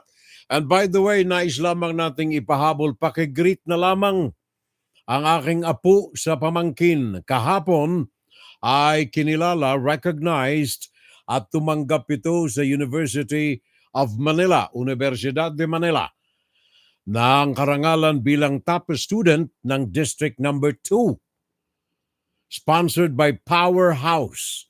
Sabi ni Maring Mirna Guillermo, congratulations, Bilay, my sweet, beautiful girl, apo sa pamangkin. Sabi ng mare natin, Mirna Guillermo. Pakinggan si Fiorel Salvo tuwing Sabado dito sa FGS Web Radio para sa mga Pilipino. And hindi lamang yan, hindi lamang diyan sa Israel ang focus ng ating atensyon mga kababayan, kundi maging yung digmaan diyan sa Ukraine. Kanina pagbungad natin sa ating Fun Saturday Live, kaagad ay binigyan natin ng pagpapahalaga ang issue na ito sapagkat today, 24 ng buwan ng Pebrero, ay ikalawang taon na nagdurusa ang mga Ukrainians sa kamay ng Russia. Kaya ang Amerika, in consonance with the observance of the second year of Russian aggression in Ukraine, ang Amerika ay nagpalabas ng kanilang sanctions laban sa mga kumpanya pag-aari ng Russia na maaaring abuti ng kamay ng Amerika. The United States yesterday, Friday, imposed extensive sanctions against Russia, targeting more than 500 people and entities to mark the second anniversary of Moscow's invasion of Ukraine and retaliate for the death of Russian opposition leader Alexei Navalny. President Joe Biden said the measures aim to ensure Russian President Vladimir Putin pays an even steeper price for his aggression abroad and repression at home by Putin of the Russian people. Matindi ito pare ko, 500 na mga Russian nationals and entities. Pakinggan natin si Salina Wong, ABC News, Washington. Well, the president used this to once again condemn Putin's brutal war of aggression, and he also used it as an opportunity to hammer Congress to say that, look, time is running out, and for real change here, Congress needs to pass more aid to Ukraine, using it as a chance to blame and shame House Republicans. Take a listen to what the president said here. But let me be clear. House of Representatives must pass the bipartisan national security bill. The bill provides urgent funding for Ukraine, and it passed overwhelmingly in the Senate. And there's no question, none. If the Speaker called for a vote in the House, it would pass easily today. Instead, they went on vacation. And there you heard the president. He was criticizing House Republicans as the president announced that massive package of sanctions, the largest yet since the war began. But officials making clear that this can only slow Putin down. It can only slow his progress, but it won't stop him. In order for the tide of the war to change and for Ukraine to win this, Congress needs to act. And the goal of those sanctions is really threefold. One is to reduce Russia's revenues. Two is to cut Russia off from the supplies it needs to create those weapons in that war in Ukraine. And third, to try and close the loopholes that so far Russia has been able to use to evade the sanctions. There have already been sweeping sanctions in effect, but those existing ones have had a limited impact because Russia's been able to turn to other countries, including China and Iran. Thank you. Maraming salamat. Yan ang kaibigan natin, Salina Wong, dyan sa Washington, D.C. ng ABC News. Naalala ko tuloy dito sa amin sa Amerika. Sa kabila ng pagganda ng ekonomiya ng Amerika, yung GDP, Gross Domestic Product, ay gumaganda, tumataas.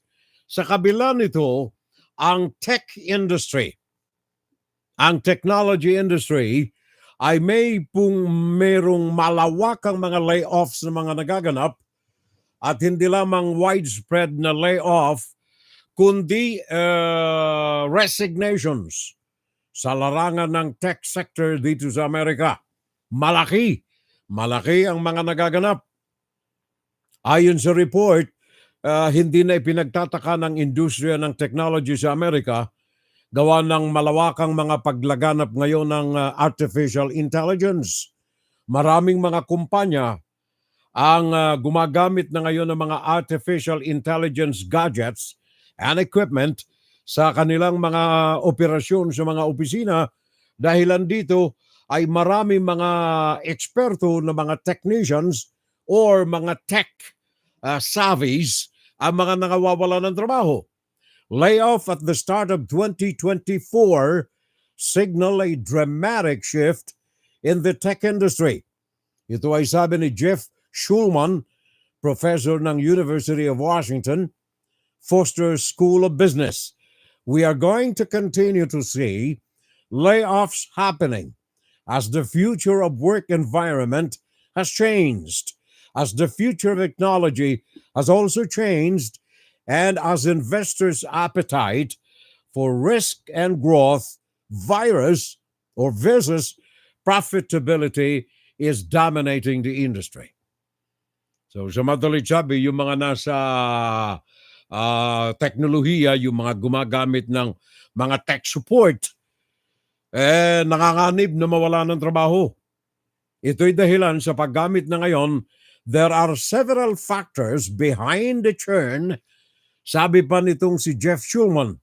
But the number one is artificial intelligence. It is killing the workforce in the tech industry. Oh, artificial intelligence, parang Jundi. May I know the name of the restaurant? Alin ito, pare ko? Anong restaurant kayo ito? Wala na, eh. Pakinggan natin sandali itong tech industry. Anong mga nangyayari doon sa mga naghahanap ng trabaho? At ang turnover daw nito ay mabilis na rin. Kumbaga, yung mga tech-savvy experts, nagre-resign din. Aside from layoff, resignation is also rampant. Bakit? Naghahanap sila ng mas mataas na sahod sa tech industry. The tech industry is again seeing widespread layoffs after a rough 2023. LinkedIn just laid off nearly 700 employees. Qualcomm is planning to cut more than 1,200 jobs. Google, Amazon, and Snap are among the companies continuing to downsize. And the start of 2024 seems no different as layoff announcements, especially in the tech industry, continue to make headlines. Units affected, they also include hardware, engineering, ad sales. So far, last night, CEO Sundar Pichai told his workforce to expect more cuts. An Amazon spokesperson did confirm those layoffs. The head of Prime Video and MGM saying in that memo that the company is making some of the cuts to prioritize investments for the long term. Layoffs are also plaguing industries like healthcare, banking, and media. However, the tech industry is the one that's been dominating the headlines. This layoff and everything that's happened in tech, I think is pretty eye-opening. You know, like you can have your dream job, you can have your, it's my dream to work for Microsoft, or it's my dream to work for AWS. And you get there and you realize, okay, it's just like any other job. It's a great place to be. There's a lot of great perks, but at the end of the day, they can get rid of you like that. The layoffs to the start of 2024 signal a dramatic shift in the tech industry. We're going to continue to see layoffs happen as the future of work has changed, as the future of technology has changed, and as investors' appetite for risk and growth versus profitability has dramatically changed as well. So why are big tech companies and other industries laying off tens of thousands of workers at a time when the U.S. economy looks strong on paper? Thank you. So yun ay paalala rin natin, and at the same time, babala doon sa mga tech-savvy, yung mga nasa technology industries bansa sa daigdig. Naalala ko tuloy ang China. Again, ang China. Gawa ng ang pinag-uusapan ay mga ekonomiya, hindi natin maisasantabi ang China. Gawa ng influensya ng China sa market, sa merkado ng daigdig. Ngayon, ang European Union, dahilan sa maraming mga industriya, mga kumpanya, korporasyon ang nag-aalisa na sa China. Napapakinggan ninyo sa mga balita natin dito. Nadidiskaril na ang ekonomiya ng China sabagat everyday, libu-libo ang mga umaalis na mga factory sa China. Now, may mga bansa na reliable sa produkto ng China ang nagsagawa ng kanilang mga assessments. Ano ang magiging epekto sa kanilang mga ekonomiya? Kung ang kanilang mga factories at ang mga pinagkukunan nila ng mga produkto, na mga pangangailangan nila sa kanilang consumerism, China.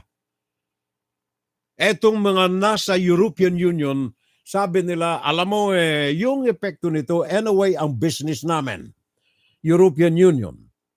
Sabi nila, ang business namin sa China ay hindi masyadong makaka-apekto In fact, let me see, ano yung mga figures na binigay nila? 5% sa European Union to 10 or 12% sa ibang mga bansa, ang reliability ng kanilang import ay from China. Ngayon, itong nakalipas simula nung imulat sila ni Donald Trump sa mga kaaliwaswasan ng dealings with the Chinese Communist Party, nag-aalisan itong mga kumpanya na ito from Europe, from the Americas, from Asia, nag-aalisan, pulling out their businesses from mainland China. Naglilipatan sila sa Vietnam, naglilipatan sa Thailand, sa Malaysia, unfortunately sa Pilipinas, walang masyado. Maging mga companies from Japan, ayaw nila sa Pilipinas. At the time, sa makatakot sila sa pamamahala ni Rodrigo Duterte na satellite ang Pilipinas ng China. Kaya ngayon, yung mga factories sa sa China, nag-aalisa na, nagsasarado. Yung mga consumers sa Europe, sa ilalim ng European Union, nagsagawa ng assessment, ano ang mangyayari sa atin kung wala tayong supply from China. Sabi ng mga kaumpugang asosasyon ng mga bansa sa European Union, sabi nila, well, yung mga bagong mga findings natin dito suggests that cutting trade ties with China will not spell disaster. Pinangungunahan ito ng Germany. Ayon sa kanila, walang epekto masyado ito sa amin sa Germany. At sabi ng ibang mga bansa naman ng European Union, well as us, hindi masyadong maapektuhan tayo sapagat yung mga nawala na mga imports from China, nakukuha na natin from other countries, Taiwan for electronics and Japan for electronics at iba pang mga bansa. Na kung saan yung mga produkto, mga factories na umalis sa China are now operating from other countries in the world. Yun ang findings. In fact, itong Kiel Institute for the World Economy ay sinustinihan itong findings na ito. Walang epekto sa European Union, maging sa Amerika, ang pag-alis ng supply galing sa mainland China. Well, as you can imagine, so by construction, this means that there's going to be a lot less global trade. Namely, we're cutting trade ties between the friendly countries. So we think of those as the G7, the Western bloc, if you will, as well as the bloc dominated by China. But both of those blocs would still be able to trade with the neutral countries. And so what you see is that there's a lot of rerouting of trade for trade that previously took place between the two now rivaling blocs. And so that is rerouted to trade within the Western bloc as well as the rival bloc and those countries trading with the neutral countries. First of all, I would say China is always hit much more severely than any of the Western countries is in such a scenario. So in that sense, China is more dependent on Western economies than vice versa. I think, and that's again something that we learned from the study, is that everyone has to lose in a scenario in which this abrupt decoupling happens. And so, importance of China in total in everything that's produced in Germany, in terms of what's produced here and then sold to China, we're talking about something that's between 2 and 3% of German production that actually goes to China. Okay, so again, the number may seem dramatically lower than you would guess, and that is because China is, of course, a very important trading partner, but it's a big country, but it's relatively far away, and the Chinese market is not as important for the entire economy as one would expect. So shocks closer to home, so to say, those would matter a lot more. Kaya yung Mexico ngayon namamayagpag gawa ng yung European countries at saka ang Americas, instead of China, ang kanilang reliability ng mga nangawalang mga produkto na andyan lumipat na sa Mexico. Oh, sa Mexico na pare ko eh. Kaya ano itong sabi ni paring Jundi? The second large farm owners in America are the Chinese. Malaki nga yun pare, pero kung ikukumpara mo sa dami ng mga farm producers sa Amerika, irrelevant yung laki. Dating alam ko yung tinutukoy mo, dating American Farm Company yan na binili ng China. Pero kung i-total natin yung lahat ng mga maliliit na mga farms, yung produce nito ay mas malaki pa rin dito sa largest farm company na binili ng China. Well, dito lamang sa Amerika, pare ko Junde, ito findings ito dito sa Amerika. Kagaya sa Europe, European Union, ang US import from China is significantly lower. Report ito ng Business Economic Review dito sa Amerika. Ang China share sa US imports ay 16% na lamang ngayon. 16%. Sa madalit sabi, yung mga importasyon na galing sa China dahilan sa mga tariff at kung anong iba pa, bumagsak to 16%. Yung mga strategic goods like technology products, bumagsak din ng 13%. Bumagsak ng 13%. Sa madalit sabi, yung tinatawag na decoupling o kaya paghiwalay ng Amerika sa mga Chinese products, hindi masyadong mararamdaman dito sa Amerika. Yun ang total assessments from Europe and the Americas.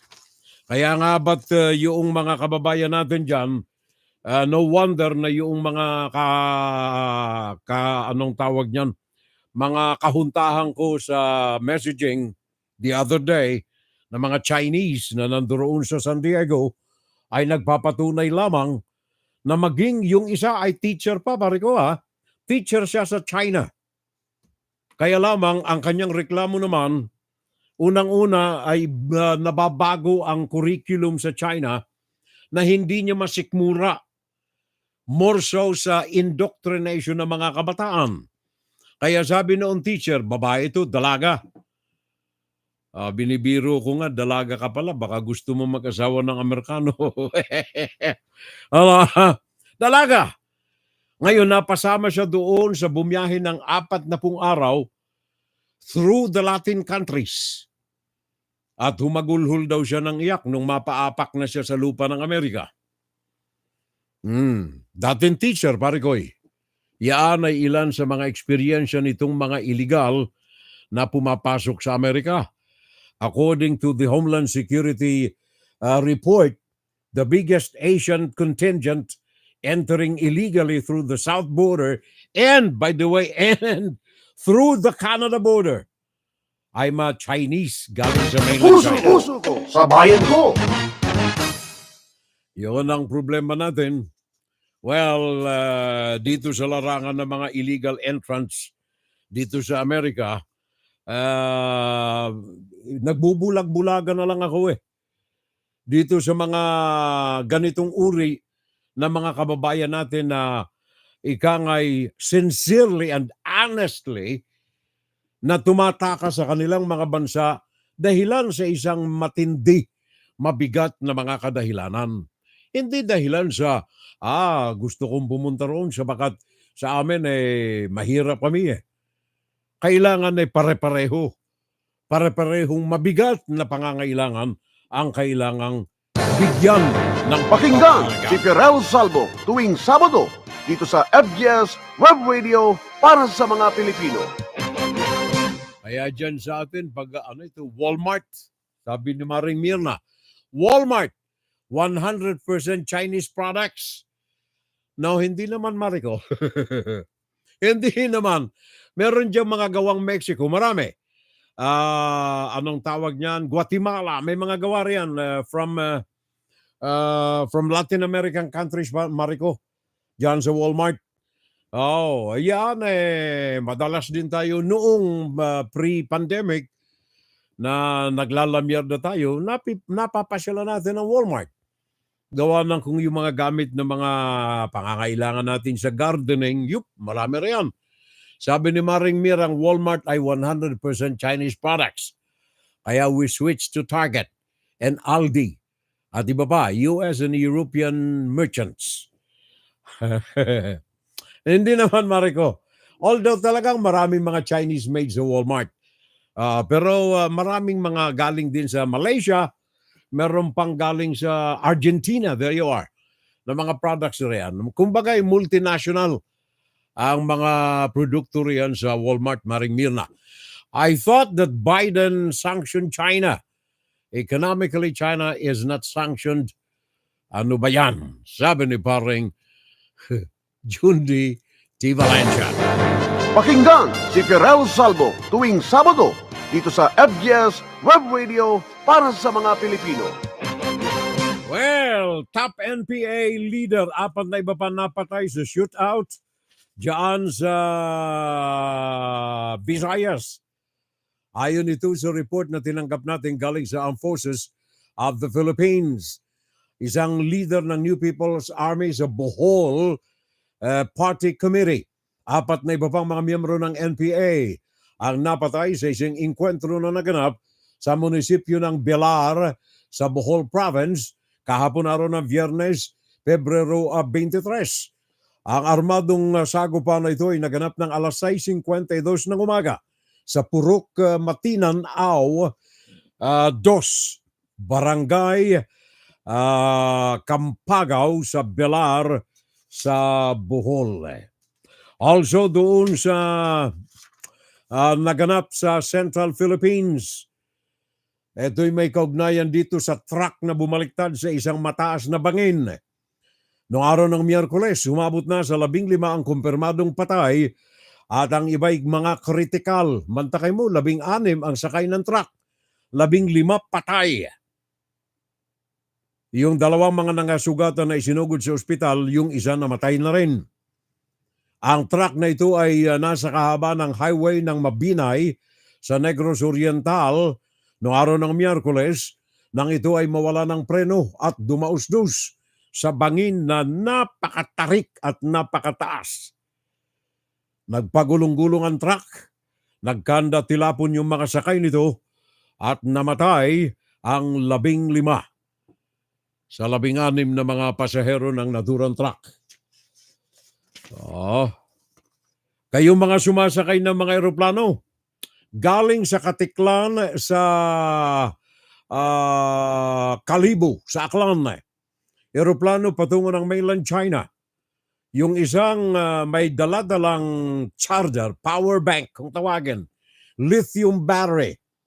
Habang sakay ng eroplano patungo ng China, galing sa Katiklan, biglang umusok yung bag ng naturang pasahero. Buti na lamang yung mga crew ng Royal Air Philippines na eroplanong sinakyan ay may daladalang anong tawag niyan, yung bag na pangkulob sa mga apoy.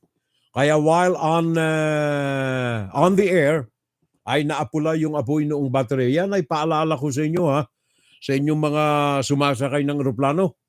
Kung maaari, huwag kayong magdala ng mga lithium batteries na ito, especially kung yan ay gawa sa China. Lithium batteries.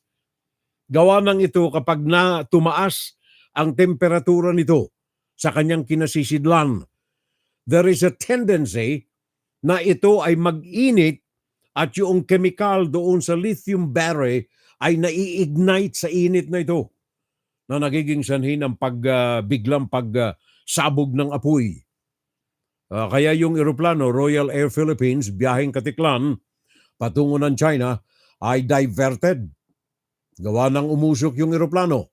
Ito pong lithium battery na ito ay ginagamit ito sa mga mobile phone mga laptop, iPads, mga vape, at mga e-cigarettes. Kaya kung kayo may mga dala, alinman sa mga binanggit ko at sakay kayo ng eroplano, mabuti pang i-disclose ninyo, which is also required by airline companies, na malaman ng mga crew na may dala kayo nito at ito ay hindi pwedeng ilagay sa compartment. Kailangan ay dalhin ninyo deklarado sa mga airport authorities. Paalala po lamang yan, ha? Gawa ng mapanganib ho yung may dala ng ganyan. Mapanganib ang may dala ng ganyan. At kung kayo ay asawa ng public official, huwag ho ninyong ipagmamalaki ang opisina ng inyong asawa. At doon kayo gagawa ng mga kaaliwas-wasan. Kagaya nitong ginawa ni Mariel Padilla, asawa ni Robin Padilla. Nagturok ng kanyang enhancement, beauty enhancer. Para maganda, para ang mukha ay laging bata, para pumuti. Kayo mga babae, kayo dyan eh. Ngayon, advance na nung araw, mga sabon-sabon lamang ginagamit sa pagpaganda, pagpapaputi. Ngayon, ini-injection na. Si Mariel Padilla, naglamierda doon sa opisina ni Robin Padilla, kumuha ng video, nagpa-video sa sarili habang tinuturok yung kanyang pampaganda. Ano ang tawag nito? Anong tawag doon sa ganon? Hindi ko alam itong mga ganito. May tawag dyan eh. Alam ito ni Jundi, yung mga pampaganda. Gumagamit si pare ko nito eh. Hindi. Biro lang. Malakay mo, ginamit ni Mariel Padilla yung opisina ng asawa niya para lumandi sa harapan ng kamera. Paalam na tayo. Maraming salamat na muli sa inyong mga pag-antabay, mga kapitbahay. Thank you, paring SK Furel. Sabi ni paring Junday, mabuhay ang FCL. Wala si Manay, pare ko wala. May conference siyang pinangungunahan dahilan sa mga pagtuturo ng espiritual na mga bagay sa mga kabataan natin. Until next time, babalik tayo mga kapitbahay. Mga mahal ko sa buhay, kayo po, lahat ng yan. I love you, kagaya ng pagmamahal ko sa aking pamilya. Ingat lamang tayo today, Saturday, 24 ng Pebrero, bukas Sunday, magsimba tayo. God bless us all. Maray na aga, maray na uto, maray na hapon, maray na paggi sa kabus. Good morning, good noon, good afternoon, and good evening everyone. Gandang umaga, gandang tanghali, magandang hapon, magandang gabi. Keep safe to all, sabi ni paring Junior Dal. Sabi ni paring Batcom Quezon Talagit, Gluta. There you are. Yun nga pala. Yun nga pala. Gumagamit ka rin ba nito, pare ko? Paring Talagit. Gluta. Grabe na, no? Advancement of science, sabi ng aking tatay. The advancement of science brutally challenges the security, daragdagan ko na, and the beauty of mankind. Tingnan ninyo yung intelligence, artificial intelligence, ha? Maraming mga IEE technicians, mga tech sa industry ng technology, nawawalan ng trabaho dahil dito sa IE, artificial intelligence. Ngayon naman itong gluta, sabi ni paring, bawal daw gumamit ng sperm sa mukha sa tagyawat, pero may side effect. Tutubuan ng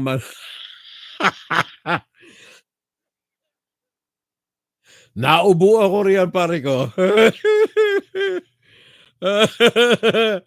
Kayo na ang bumasa dito sa komentaryo ni paring Jun de Valencia.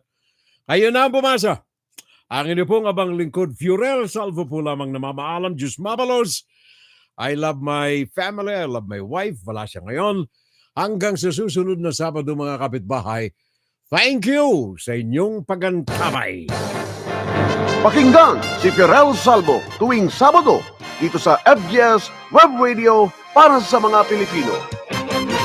Sabi ni Bitcom, hindi raw siya gumagamit eh. Puso ko sa bayan ko. Paalam na muna, simba tayo bukas, Sunday. Juan, Saturday Live.